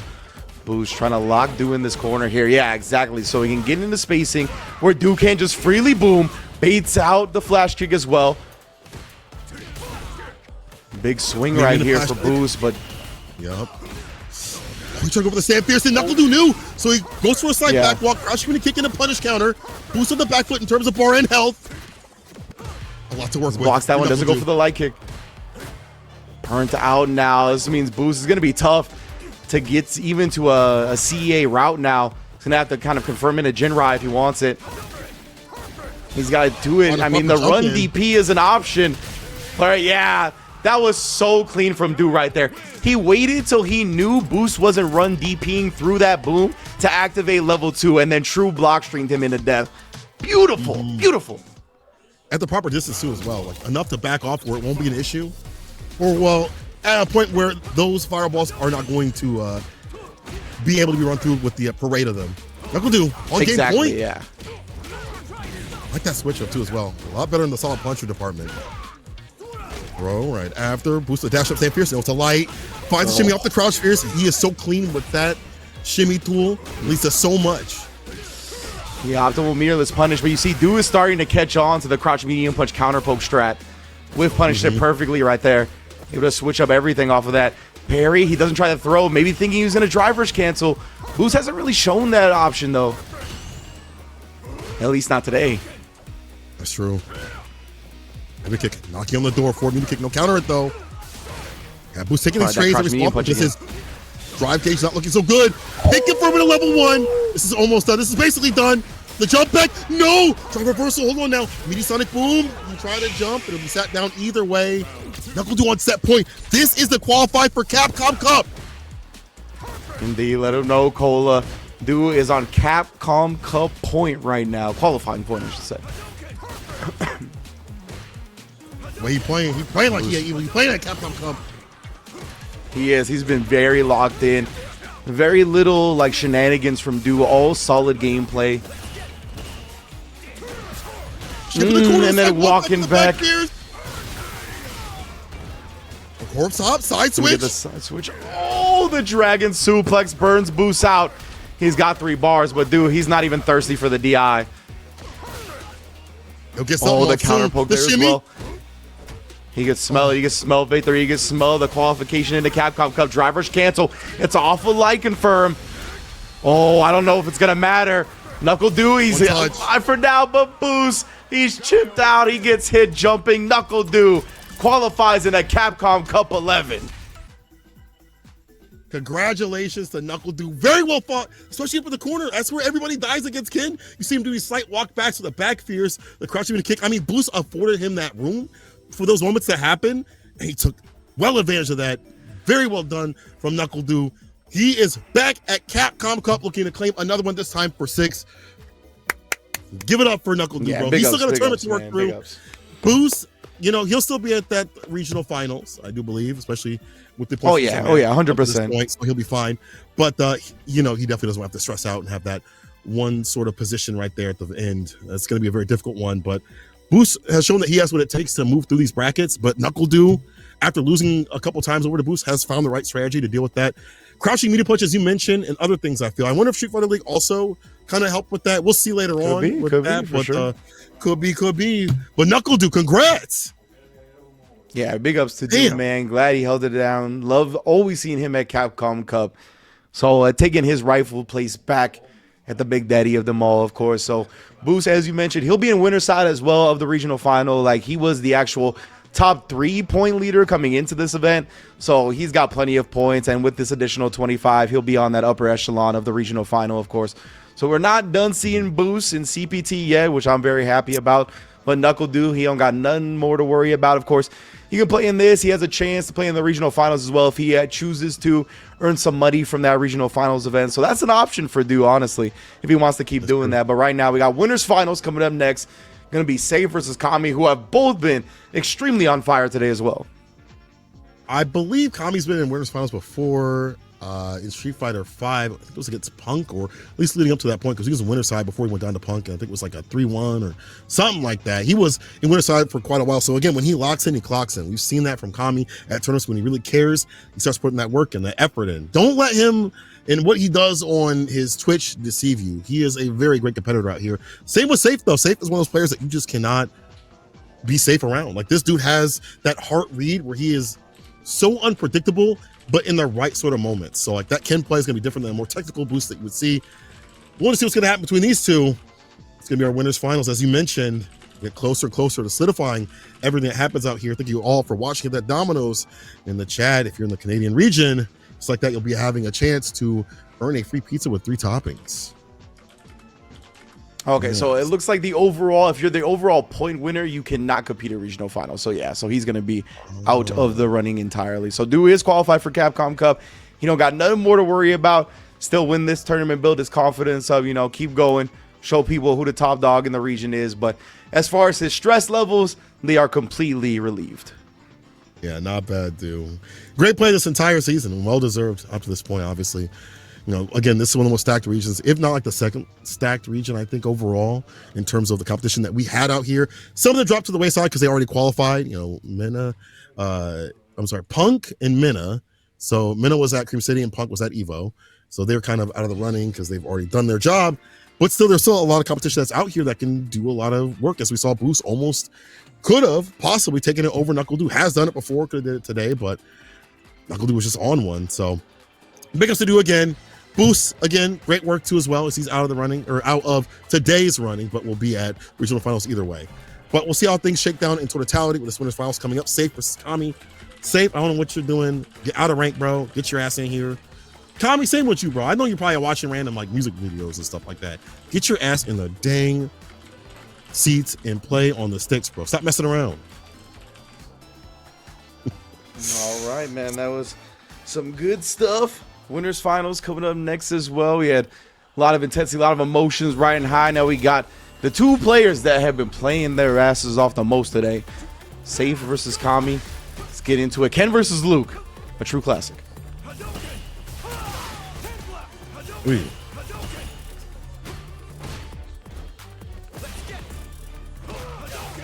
Are you getting into some troubles right now as well? I don't know. My feet's going crazy right now. Oh, yeah. Okay. Okay, I think, yeah, my having a little trouble calling the action here, so bear with us. Hopefully the action is clean for all y'all. But it's a little tough for us right now as Safe takes the first round. We're in pretty convincing fashion now, barely dropping any health. Safe, hard to predict, but Kami with the drive rush up. It's a counter combo. Or the drive rush combo, I should say, up the light and medium. Wake up level 1, baits it out. Easily done the back heavy kick. And the heavy right after hits the OB. EP rising upper. And Kami loves that crushing medium punch right after. Keep the pressure on to try to kill that drive gauge and the suppressor. Safe, not caught unawares, but hit with the stand medium. Okay, yeah, it looks like we good. Kami, man, what a response after the first round. Losing even less health than Safe did. It's so good about baiting out the reversals here from Safe continuously. Keep that up. Wow. After the drive rush jab, Kami presses his crouching jab. Frame kill for the throw. We wake up at level 1. Safe, again, my man does the game plan is just different for him. Most people wouldn't level 1 again after they've been baited. He's like, I'm different. Exactly right. He's like, nah, now you think I'm not going to do it. Oh, but Kami sending a message right back, a little bit taste of his own medicine. The charge up. Try to catch that throw tech. Did not connect, but Kami hasn't caught up in the corner. Punish, counter throw, and burnout. Not an option. He has a level 1. That's why Kami backs off a little bit. For that back fist, don't miss. There we go. Kami spins the OD to ensure his victory. A little even flow action right there. Yeah, I love that from Kami. He meted with a fireball, right, in case the level 1 was what he woke up with. Then just backed up a bit, DI'd at a funky timing. Safe couldn't respond. It was tough. True. Ken does have that privilege, though, of his level 1 being a double quarter circle back input. So it is a bit easier to buffer than some other level 1s for that situation. Taylor made the fight and be in the corner. Against Tatsu for the Oki. Kami takes the throw. Sticks in the crouching medium kick. You see that slight step back. Kami thought it was safe to stand up. No. Yeah, no confirm off the third jab. A little bit surprising. Just busts out, though, Kami. Having none of this. Save here. It's a rough situation. Yeah, he's trying to dodge these sandblasts best he can. Yeah, there it is again, though. Yeah. Can't take too much more. Jumps, Kami, and burnout, but we'll touch Norio in the fireball. Was that a Tatsu? I don't know. I thought it was Roundhouse, but it might have been Tatsu. Oh, maybe. I'm not sure. Tatsu would have been interesting, though, trying to get through like that last projectile. That was honestly probably what he should have done if he didn't. But I guess if he did do it, it was too late. Oh, yeah.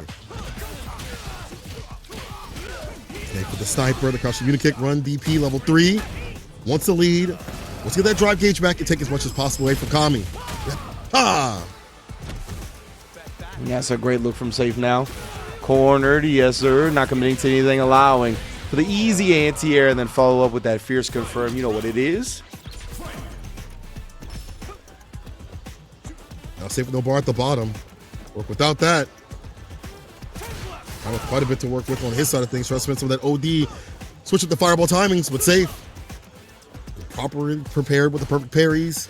Walk up stand light kick. Knocking on the door of Kami. Try to go for the Dragon Lash. Very surprised to see that. Indeed, and Kami, though, coming roaring back. Just takes the throw here. Smart stuff. I mean, any type of punish counter hurts really bad right now because he's so low on drive meter. Oh, even there.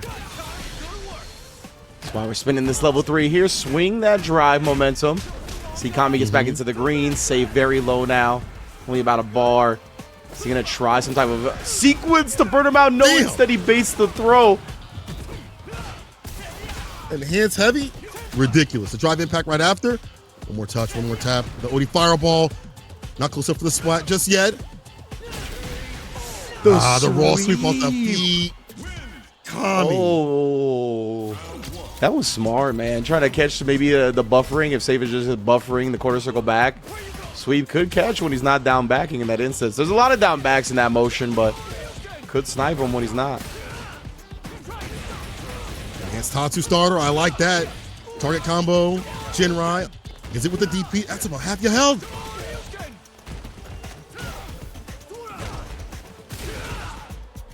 Oh, I'm gonna bust out. Good, just a crouch fierce after. Kami, I believe it, though. That's gonna work. Level 1, so it's safe. One more hit. OD fireball if he wants to. Drive rush stand fierce to start things off. Anti-air, yeah, with the crouch fierce, which is wild because most Kim players would hit that DP, but he again is a believer. Hits the crouch fierce, staves off set point for a little bit longer. Safe. We're gonna try and start and mount this comeback. A couple of drive rush throws, gonna get us started.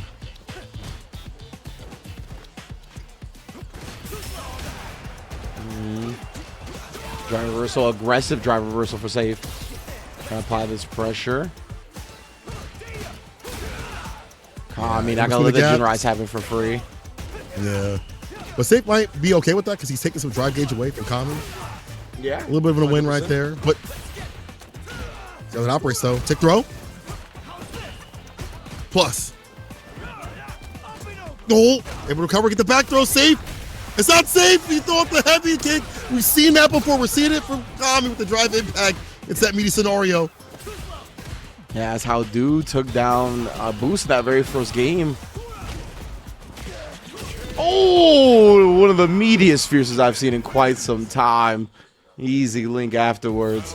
Safe on the board. Drive rush, Rush does meet in the middle. He is definitely matching his freak right now. He is going band for band with the way that Safe wants to initiate. Now Safe in burnout.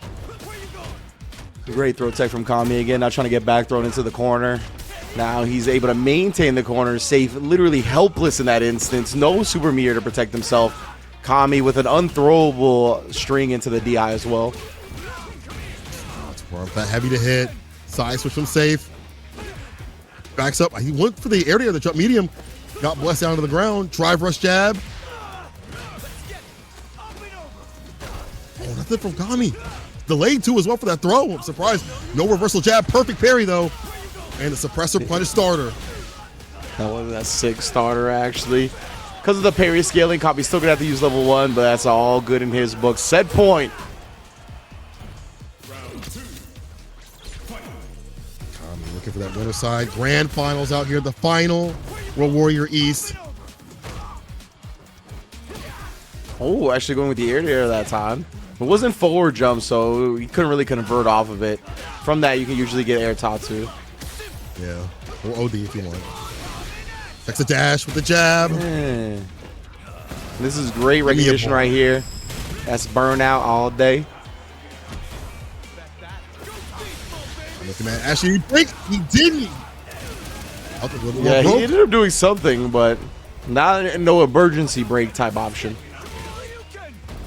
Oh, that hit. Oh, you done? No OD. That's oh, you could have true block string them into DI. Oh no! Now Kami. Oh, what? Scrambles everywhere. Not the way I like my eggs. Careful now. Same. Overhead drive impact against the go right kick, and that'll be it. Kami solidifies his spot. Winner side grand finals at this East Coast World Warrior, the final one. Kami, at the very least, second place. Reaction DI to the run. That was beast. That was beast. Really like that from Kami right there. And we talked about it, right? When this dude is on his A game, when he's really trying, when he's sweating out there, perspirating, he's one of the best in the business. So see him representing here today, winner side grand finals. You love it. Of course, that means Safe drops down to the losers finals to await the winner of our next match, Shine versus Knuckle Dew. All right.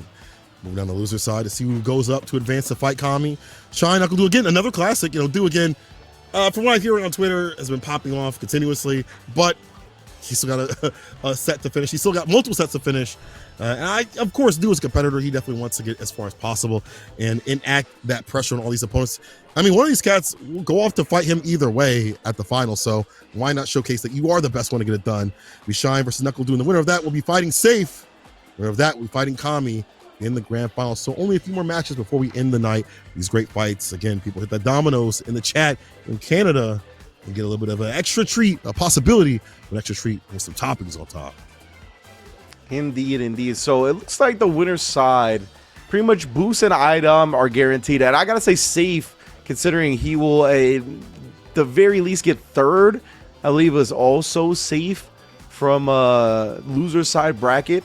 So Kami does have a big opportunity here, though, I think, because Flux Waves didn't do that great today. Psycho, I don't think, competed.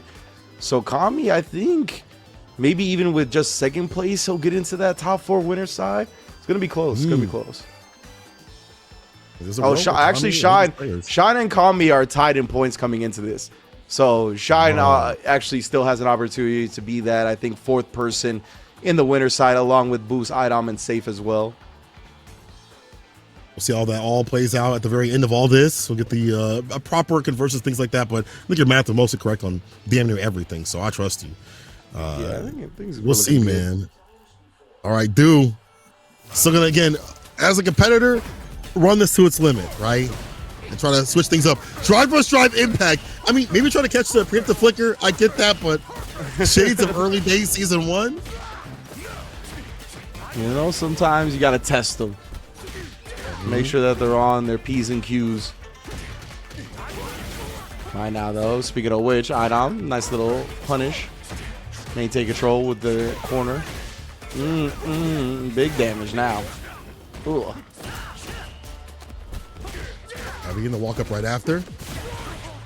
OD flash kick. That's it, Rip. I think if you're Knuckle Dude, you're going to be able to play a little bit more loose, and he's able to bait out the DP with the reset.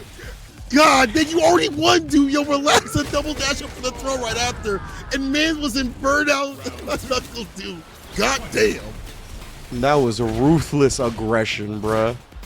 The punish counter upside your head, temple kick into the overhead reset, into just run up on you and throw. Oh. Shine striking back. Rush. Tick throw. Wake up reversal. Again, Dude playing hella loose right now. I think that's a very dangerous opponent to play. They don't have the stress of qualifying for Capcom Cup to run their game plan the way they want. Like, I think it's even worse. Back fierce at that distance. The level 3 just yet.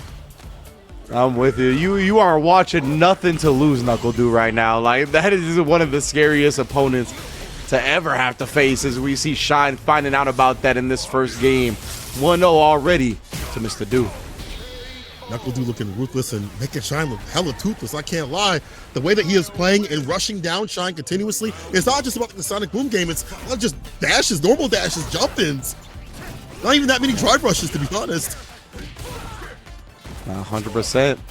Dude is so good at showing his opponent every look, right? Using all the tools at Gao's disposal. Because, hey, there's not a lot of them, to be honest. So you got to really be proficient at using every single one. But they're all so good, and that's the problem. Now you see OD. Boy, yeah, has to spin some OD from inside. Shine. Very worth it, though. Cycle Blitz knocked down. Oh, and again, he's expecting Dude to drive rush out of the parries right there. Dude's not giving it to him. A lot of adjustments have been happening over the course of this top 8. Seeing a lot more parries just into recovery now, but Shine finds the jump in he's been looking for. On a second set of teeth right there. And I like that he's getting a little bit more with these jump ins, testing Dude's his reactions in terms of his anti-airs. Do the proper punish against the Cycle Blitz. Sonic Boom to lock him down. Not a faster one. Now the OD. Adding more and more in terms of speed and less recovery. Zucchini, he recovered after was still able to get a counter hit. Somewhat combo, nothing big, but still. Dude was a man possessed. Yeah, legitimately right now. Looks like they're moving like a horror movie villain. Right now, though, Shine, a perfect snipe into the side switch of the OD snatch. Caught Knuckle Dude reaching. Kill Rush tried to bait something out again. He wanted big damage. He got caught slacking on the anti-air. Looked like he got caught trying to choose what to do in the moment. Do able to slip in and sneak in a jump light kick. I guess a lot harder than people think to maneuver this character from in terms of like his anti-airs. He position himself to do with too many OD flash kicks. He's getting dusted for them. Level 3 expenditure right here. I agree. Close to burnout, and you can get nasty with it. You got the flickers continuously. I would assume Shine will use more OD to cut through the fireballs that maybe Knuckle Dude will present, or go for a quicker burnout. Or the normal one, that's why you get drive impacted. That was good stuff. Dude knew he was going to get burnt out most likely anyway, right? So he chooses to spin on a DI. Oh, man, Shine recovered in time, though. I thought Dude was able to kind of navigate that situation perfectly, but not quite. All right, game with a set of Shine. Caught him underneath, try to go for the overhead instead. Bro, you see it's fast, like medium or light, and then like an OD. Yeah. Like, he is so good at the rhythms of fireballs, giving nobody chances or gaps to make something happen in between. But hey, Shine did bounce back in that last game. We're 1 up here. So stand medium kick is the entire choice. It makes sense. You mentioned not a lot of tools, but they're also good. Booker does get the catch though. Wakes up with crouching light kick, the catch, the walk back, anti-shimmy tool. Indeed. Now Dude just peppering on the booms. Making Shine come to him. He's got the life lead, and what a response. Shine sees the aggression. He lets it out and then gets the punish counter on the target combo. You've been calling for that tonight, Cola. Shine, ready for it. There's a character that's going to be able to do so. We're not have to worry too much about the distance. It's going to be Ed. -5. Because people let that just survive a little bit too much. Shine ready for it, though. Yeah, that crouch light kick's so good. Plenty of range on that button. Shine, oh man. Desperate for drive meter right now. Dude, looking to assassinate it. But the pressure, the flash kick is there. He delayed just a little bit to get the cross cut to work out. He is swinging low. Sweep, yeah, at that perfect range to catch a recovery. Love the spark. Damn, caught the low too. Perfectly calculated for the light confirmed kill. My goodness. Oh, the bazooka knee. Oh, Shine trying something. Now we got a dragon suplex. Shout out to Kenny Omega. Oh, one more again. To throw the third time. Gets a jump. I don't know what that spark was. It's a flash. And with the guy on the Sonic Steppers. And it's a one more touch interaction. The OD Sonic Boom will kill. They're going for the blade. The dash up throw to lock him down and take the round. Jail, no bail. Knuckle Dew is looking to upset this bracket even further. He's already qualified for Capcom Cup. He is a man possessed by a W. 100% right here. Dude, not satisfied. We're just qualifying in the Capcom Cup 11. I'm looking to let everybody know who the top dog in the region is. He's barking. And back it up with that bite. Look at that. Knuckle Dew not going for the flash kick or San Mito kick unless he's assured that's going to work. And get easy punishments we talked about. Bait, easy bait of it. All day, every day. The kill rush too, able to jump out here, surviving. Man, look at it. To the waking up with the crouch medium kick. He's just so good at picking the right option at every range. Whoa. Just as I say that though, he looks for the perfect parry on the safe jump. Shine counters it. I was gonna get his lick back. Like the upside down kick in this matchup. Does catch him on the other side. Withstand fierce on the recovery of the ODDP. Wakes up with a level 1. Shine with a different reversal as a rebuttal. Gets some distance. Level 1 right back at him. No, it kills the fireball and kills some drive gauge with a side of Shine. He still fell on the fireball. Man, that blade timing is so different. Hard to read. Definitely is, man. So tough to catch Giles when they're able to incorporate every single thing. Like you mentioned, the Sonic Blade here as well. But Shine, again, responding consistently to those drive rushes with DP. Gotta watch out for like a drive rush instant throw or something that dude could use to put the brakes on. Oh, but instead of clean whip punish, my goodness. Oh, the freight trap. You better kill. No, the drop! And that's going to be Knuckle Dew's victory in the set point. Damn. Would OD have worked and maybe that's what he thought he had? I'm not sure. It might have been. That's a rough draw for Shine, though. Because, again, Shine's spot in the top 8 regional final is solidified, but he's fighting for that upper bracket placement, right? He wants that winner side advantage. And with the way Kami's performing today, I don't know if he's going to be able to get it if he falls here.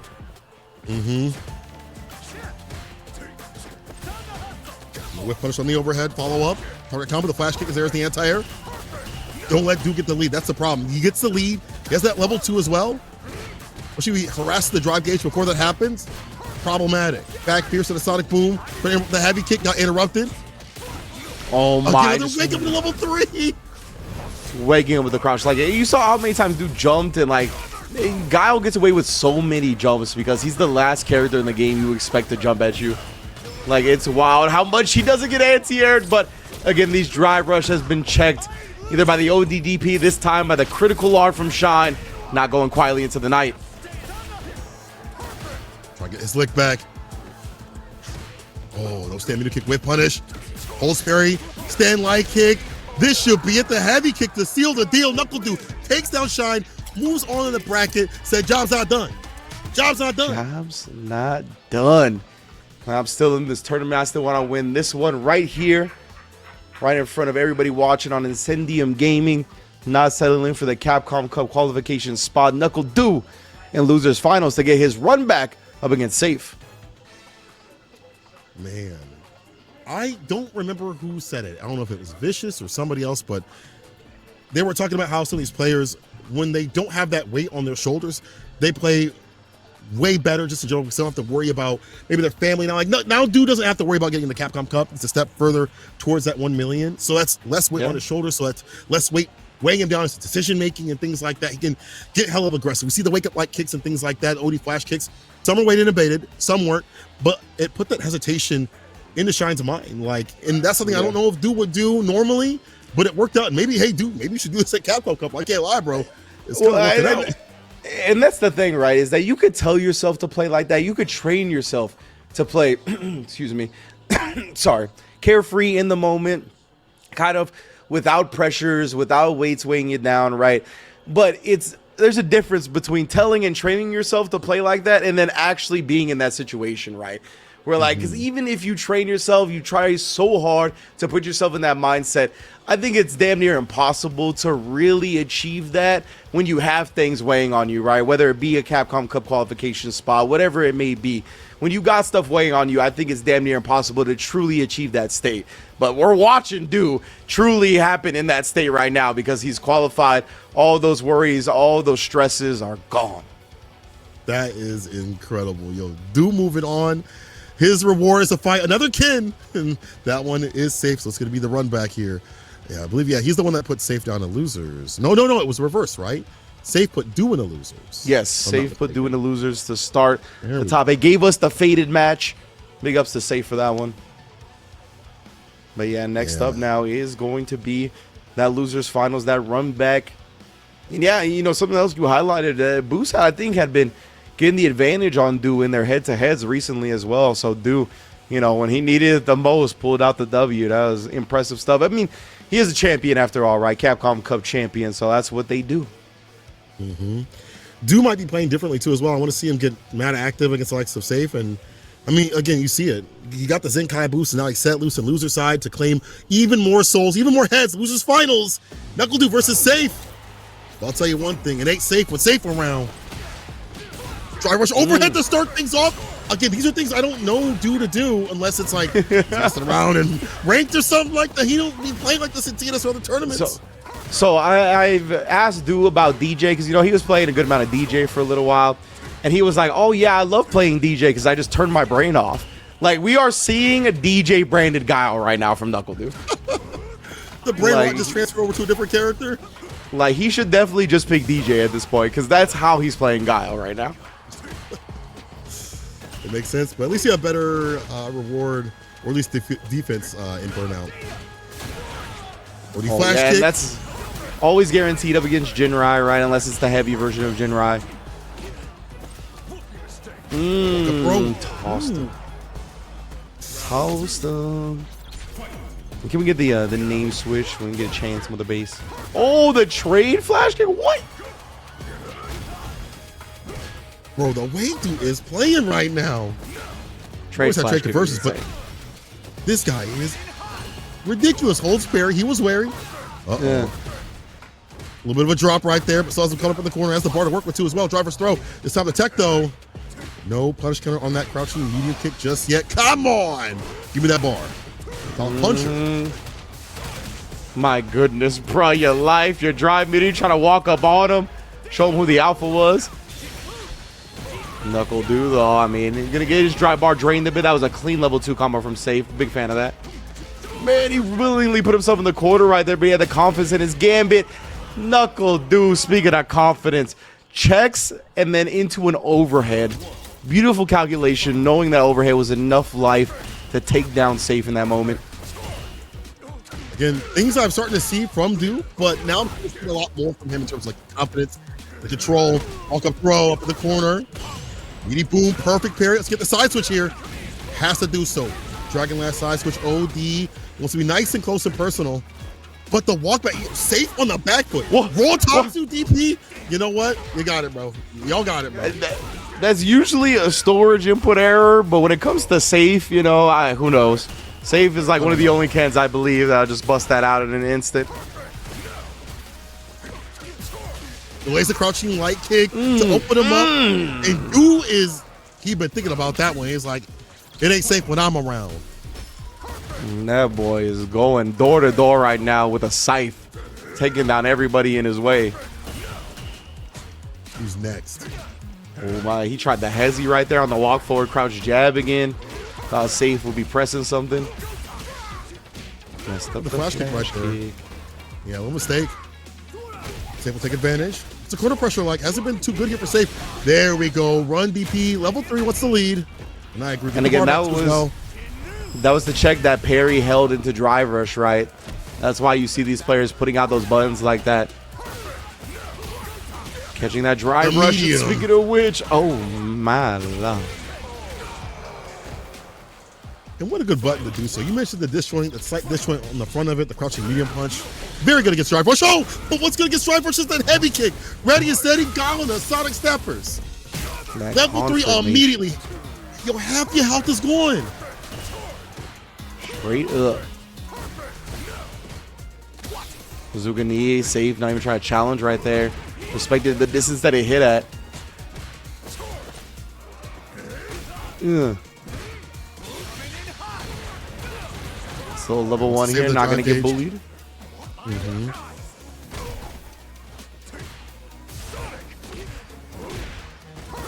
Oh. Still, Knuckle with the lead. If you jump, it's a level 1. No drive rush conversion because he didn't have the bar to go with, and he's about to go out of this tournament. Knuckle on game point. Again, he's stripping away the drive gauge, makes you have less options you can utilize, especially when you get that hit. No drive rush right after it. ODDP against the drive rush, though. Against Knuckle they are going band to band. All the hits land right now. I like this. What a 99-second moment. Oh, man, dude. Just the confidence that he moves with right there. Perfectly catching the landing frames on the other side. Nice, perfect parry on the Sonic Blade, though.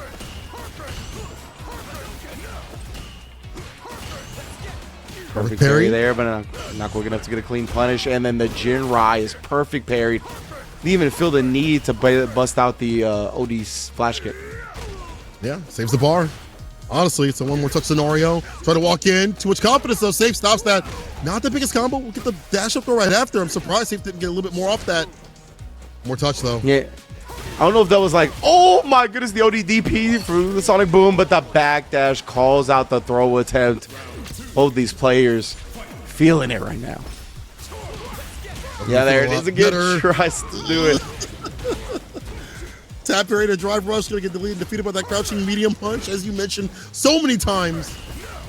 That was safe to do it. ODDP against these fireballs? I don't think so. Be off the table.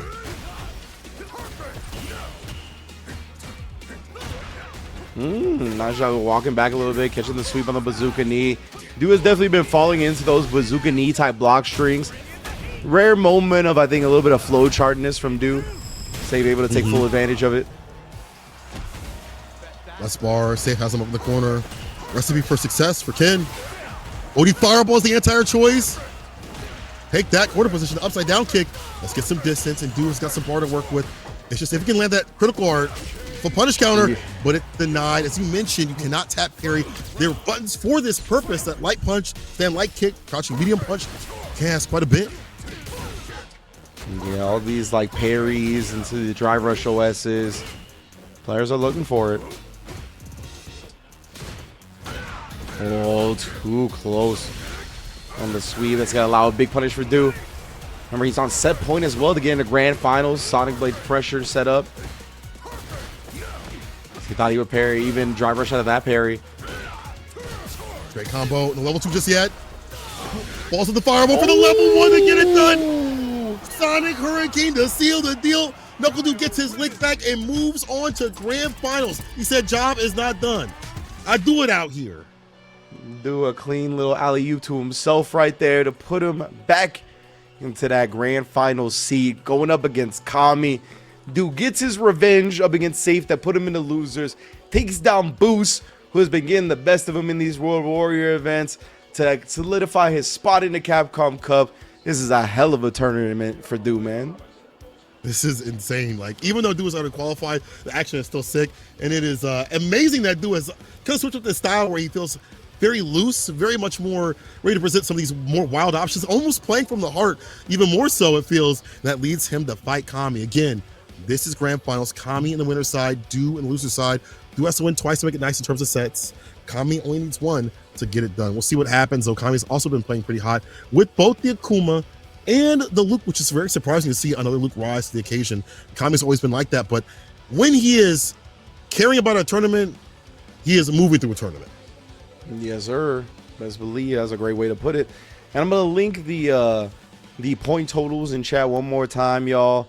They will be, I don't know when exactly they'll be officially updated after the tournament, but I'm sure it'll be sometime pretty quick after the tournament.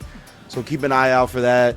I'm not sure if we're gonna have on deck who exactly that top 8 will be at the end, but we do know NuckleDu's qualified via the overall total points getter. We have a good idea of the winner side of things.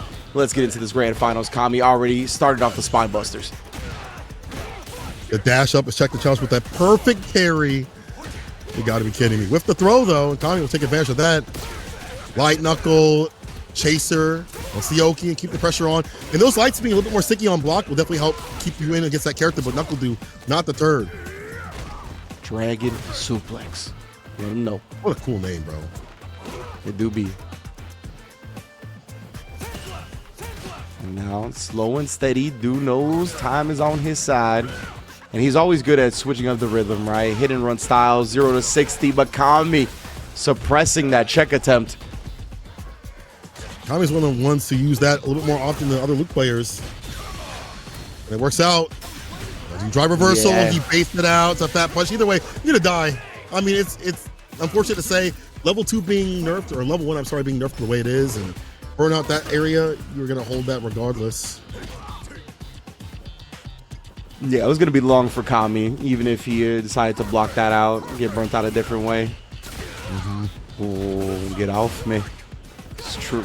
NuckleDu trying to respond with the same sauce. Oh, that was a clean punish, Kami. Ew. The medium perfect knuckle starter? I haven't seen that before. NuckleDu lets another one rip.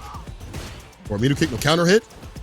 Knock in there with that heavy kick. The trade with the crouch fierce. Perfect parry and the punish right after. My favorite book.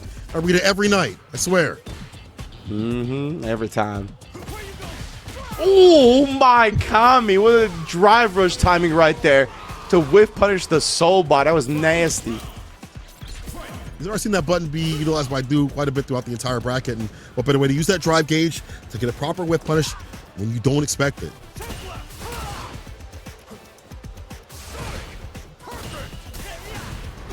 Trying to DI a sonic boom here. Oh my goodness, the step kick actually chased down the flash knuckle. Here we go again. Yeah, actually did let go of the parry, so he didn't get punish countered for it. Maybe he drive rushed out. Hold up back fist combo to get more corner carry and more damage.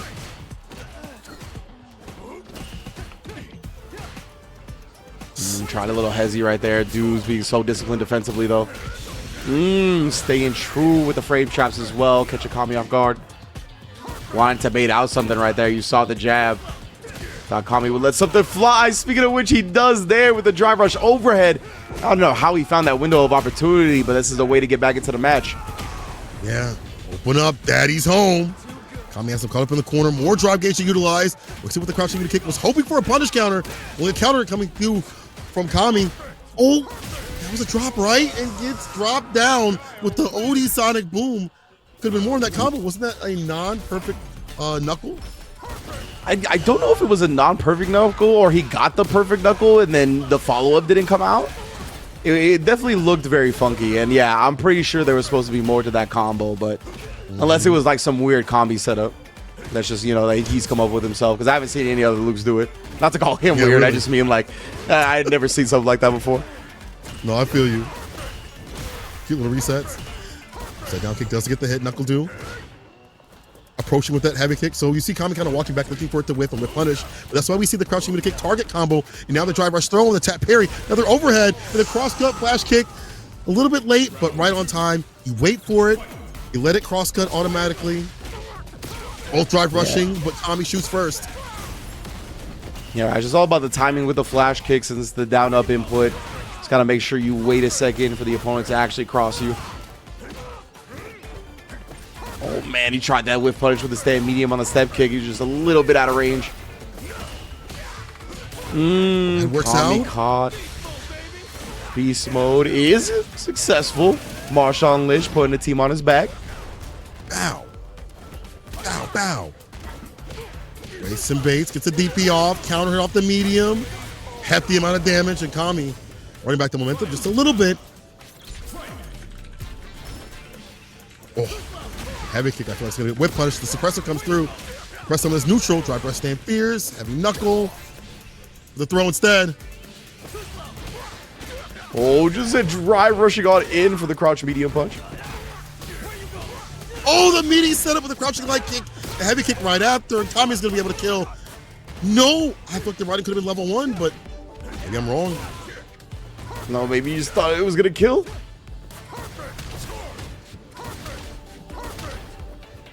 It's hard to level 1 because you can OD, do a little bit faster, and interrupt that level 1.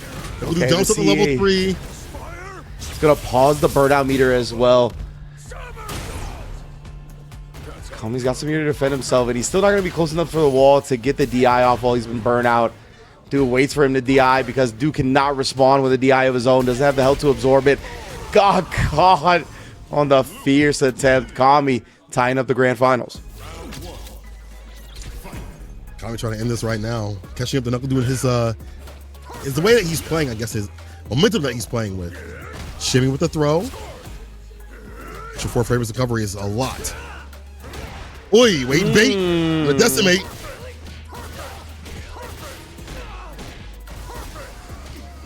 It's the meaty boom. No big deal though. He still has a corner position. Oh, nice. Just straight up the crouch fierce. Walk forward a little bit too to get in a proper spacing.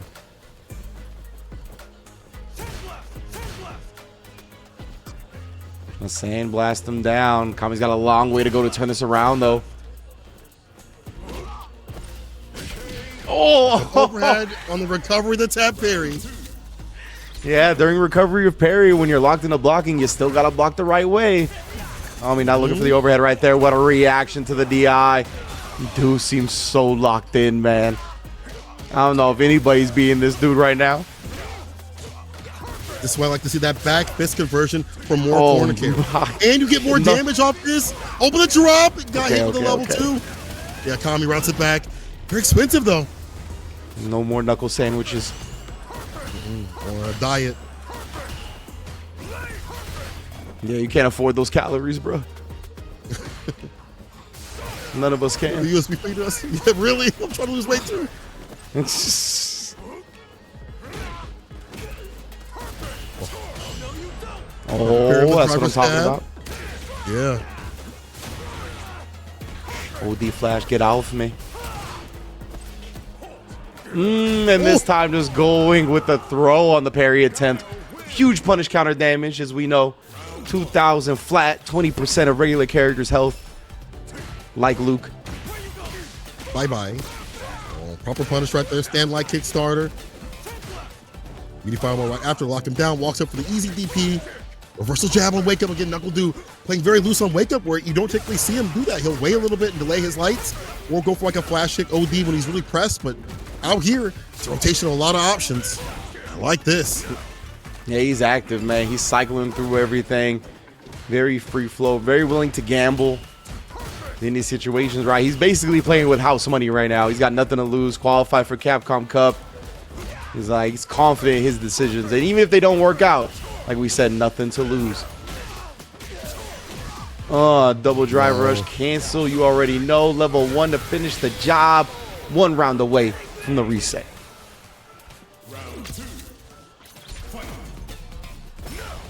All right, Kami will see adjustments. Drive impact looking for the button right after.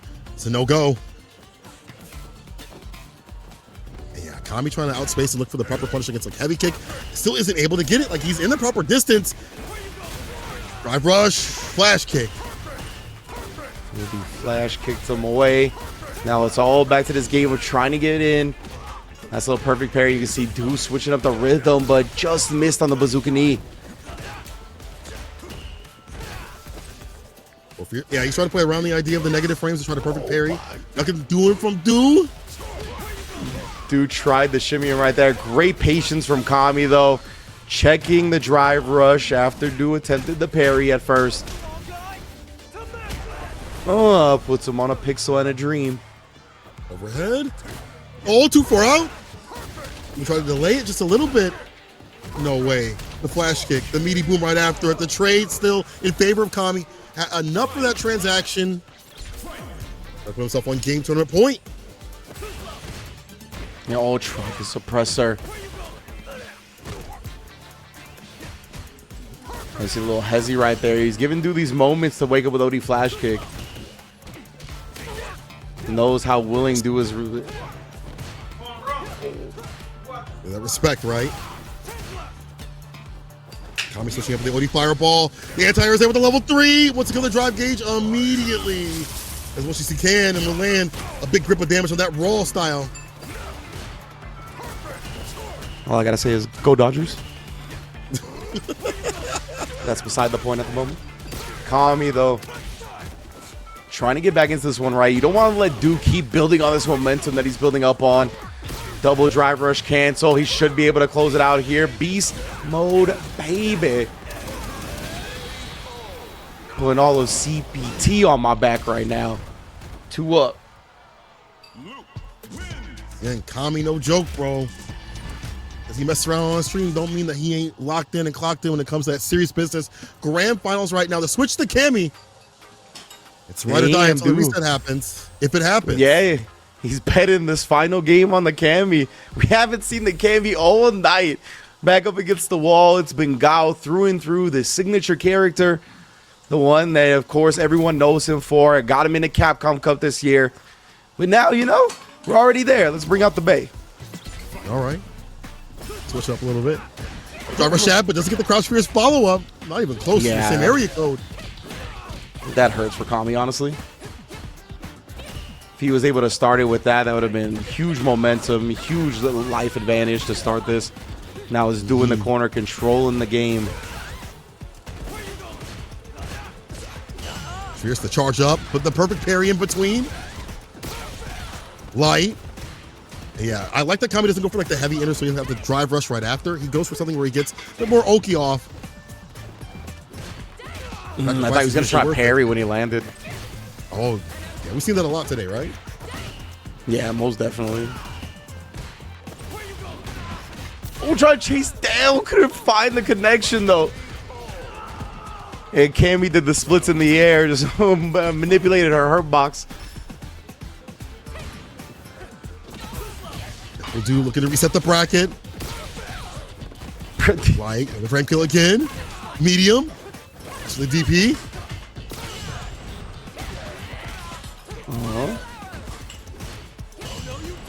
Yeah, I love that. Challenging the plus frames right there with the parry. You risk getting tick thrown, but you got to represent it sometimes. In the hezzy right there catches Du off guard. But the back throw is here. Du's going to be able to take control of this, and he drive rushes directly into a dive kick. Oh, perfectly spaced. Calls out the throw. Wake up options are fantastic, and so is this. If this don't miss, it's level 3. Red Delta Assault. Dead as hell, bruh. Reset bracket. Knuckle through. Goddamn. So the job is not done. Needs one more game. One more game. In terms of sets, I should say, actually, to take himself with a W, not only the Capcom Cup, but win the final World Warrior. And Kami, we'll see what happens here. Does he switch over to Akuma? Does he stay on the Luke?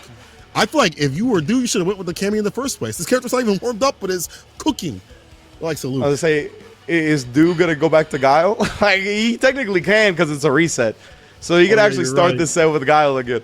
But I wonder if he'll stick with the Kami, just let his true free-flowing, aggressive nature right now, having nothing to lose, really just flow through. That's definitely a better character to do it on. I think a stronger character to do it on in that style. But going back to the Guile. Oh, okay. Guile, but Akuma this time for Kami. Or for Kami. Huh. Yeah, I like him switching to the Akuma. You might as well give it a shot here. I guess I shouldn't say that, though, because Luke did get to. He got very close.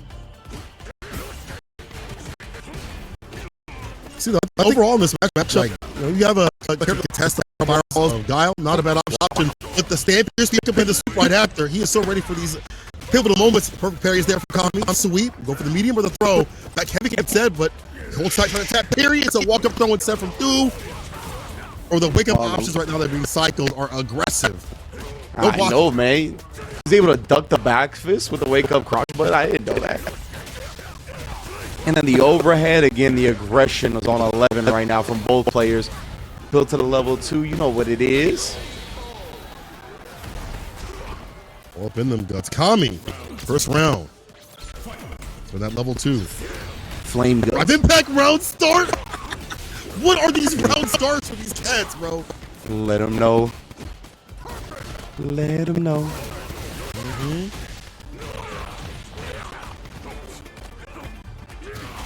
Go for the throw. The throw. The overhead or medium punch. The throw instead. Kami. No loop city. Now the jabs. A dab will do with the OD behind it. Akuma doing work. Do we switch to Candy? Nah, I honestly thought he was going to go right back to Cammy. I was with you. I thought he was going to go right back to Cammy. So I think if he loses this match, we're going to see it. But right now, obviously, Kami 1-0 on the reset. Starting this one strong. Like you said, it's got a lot to do with that Akuma Fireball game. Allows you to free flow a bit better. Contest with Guile in the neutral. Don't get bullied as freely as Luke might. Oh, give me that punish counter. Yeah, looking at Ashy Kami. The aloe vera. Drive impact immediately. As much drive gauge as possible. An extra pip. Using the sequence actually in full. Drive rush heavy kick. All up in them guys, bro. Oh my god. Built knuckle do sweep. God.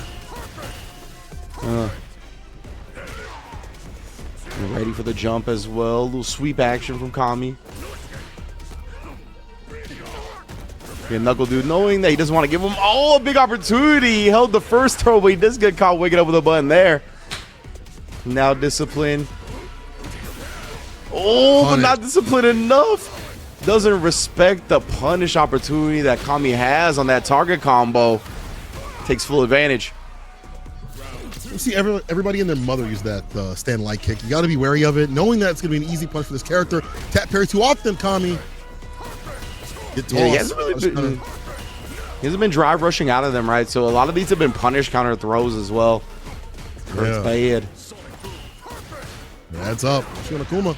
Dive kick will hit. That's a good anti-fireball tool. I mean, that thing is projectile invuln, so we'll be seeing that quite a bit if he reads it. I mean, do.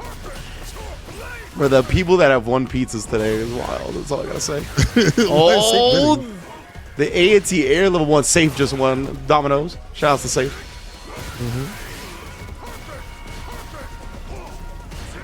Yeah, has to get aggressive. Cannot tap parry right now. Now he's in burnout. Gozu can look for a drive impact or kill any which way he wants. Kami does have bar at the bottom to utilize it once a level 2 through a fireball. Will catch it right normal, but it might be hard to find the timing. The dive kick denied. The flash kick applied instead. We'll be ready with that anti-air decision. Man, safe said, nice. Yeah, rounds title. Oh, and again, yeah, we're seeing a whole lot of this tap parry. I want to see Kami at least drive rush out of it at this point. Knuckle Dude hasn't really been trying to thwart it with a normal. He's just been going for throw. So you can save himself some drive meter and some damage. You try to base something out right there. Kami's holstering it for now. What you going to do? Holds the burnout. Now you're in the corner. Is that level 2? Block. Hard to punish though, because you're in burnout. In fact, you can't punish it. It's minus. But the side switch gets a punish counter on the whiff anti-air. Sip this calamity. Big gulp. Sauce with no sauce, and now you're in burnout. Bro, and the fact that Kami's back with bar. No, you got too greedy for it. Oh, too hungry, too thirsty, too obvious. Try to establish some fireballs right. Tried to dissuade Knuckle Dude from doing a level 1, but yeah, I think the DI was a little too thirsty in that instance.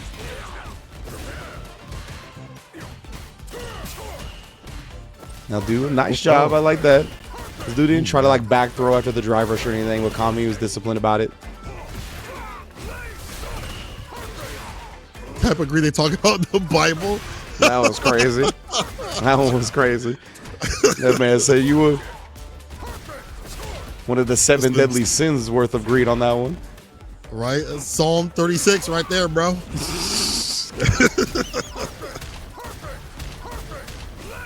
I'm gonna go back to church right now.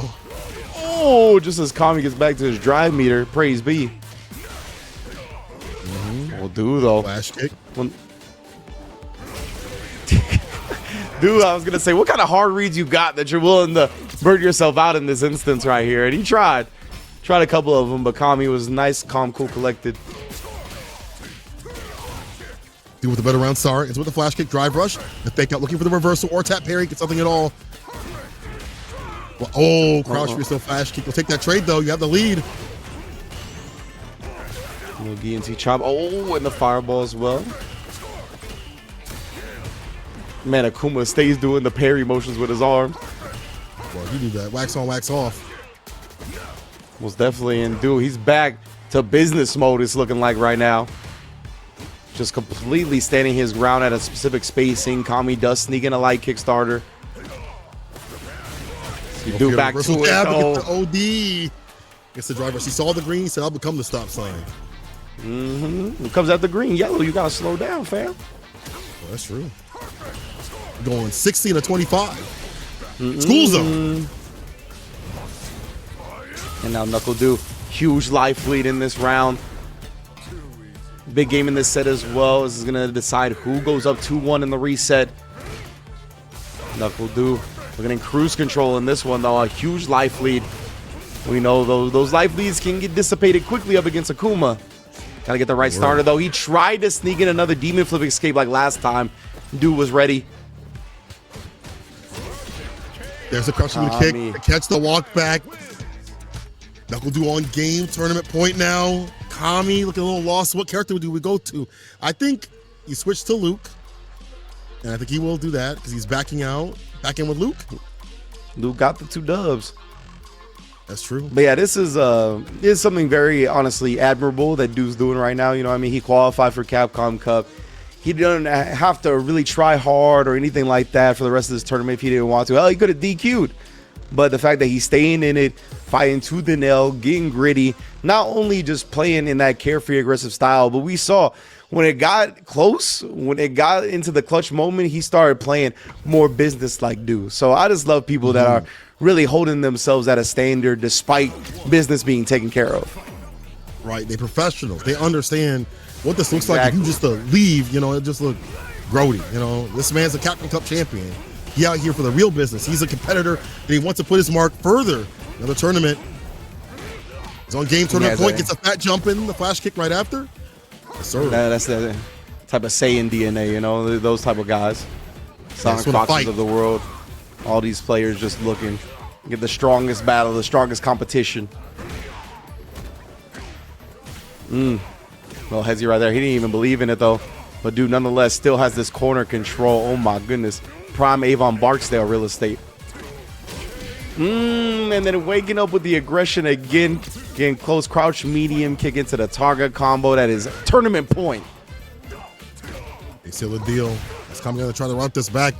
Or OD Fireball. I like him doing like that light punch Fireball to delete the crouch fierce off the table from Knuckle Dude. If he tries to go for that anti-air option.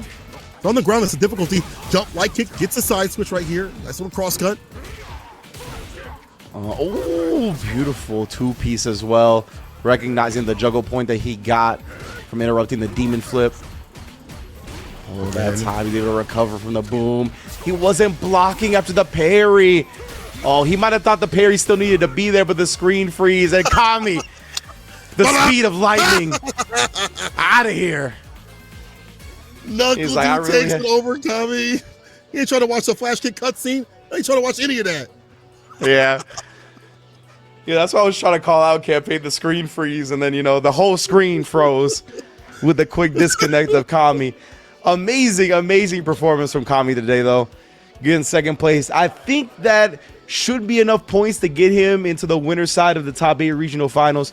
If it's not my bad, but I'm pretty sure it is. So big ups to Kami. Amazing performance this week, getting into grand finals. But obviously, the star of the show today, not only the winner of the last regional tournament of the World Warrior for North America East, but Capcom Cup 11 qualifier. Give it up to Knuckle Do, baby. Give it up to Knuckle Do. Let's go. Do back at Capcom Cup. Just feels right. It's one of those stacked regions that we've had. We've already had Punk. We've already had Minna. And now Knuckle Do solidify their seat for the finale. That means 4 East Coast players are actually going to be going through.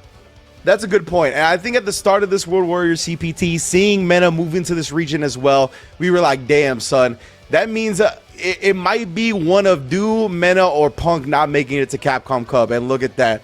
Mena and Punk took care of business offline, won premieres, allowed this spot to get opened up. Do gets the whole regional finals top points getter. So not only are we getting all 3 of them from this region, but 1 more in addition as well. That's a beautiful thing. Absolutely. But we still have the regional finals to go through in a few weeks. We'll have that all solidified. We'll have the points. I'm sure we'll tally those up. We'll see who fits where and where they stand and who doesn't land that top 8 spot. But this again is the bracket that we had thus far, that top 8. NuckleDu with a very dominant performance up until the top 8 spot, and then safe. Made sure it wasn't safe for him. But Du was able to get that lick back in the very end in the losers finals. But leading up to that, you saw a lot of great play from like Boost. We saw Paladin have his first top 8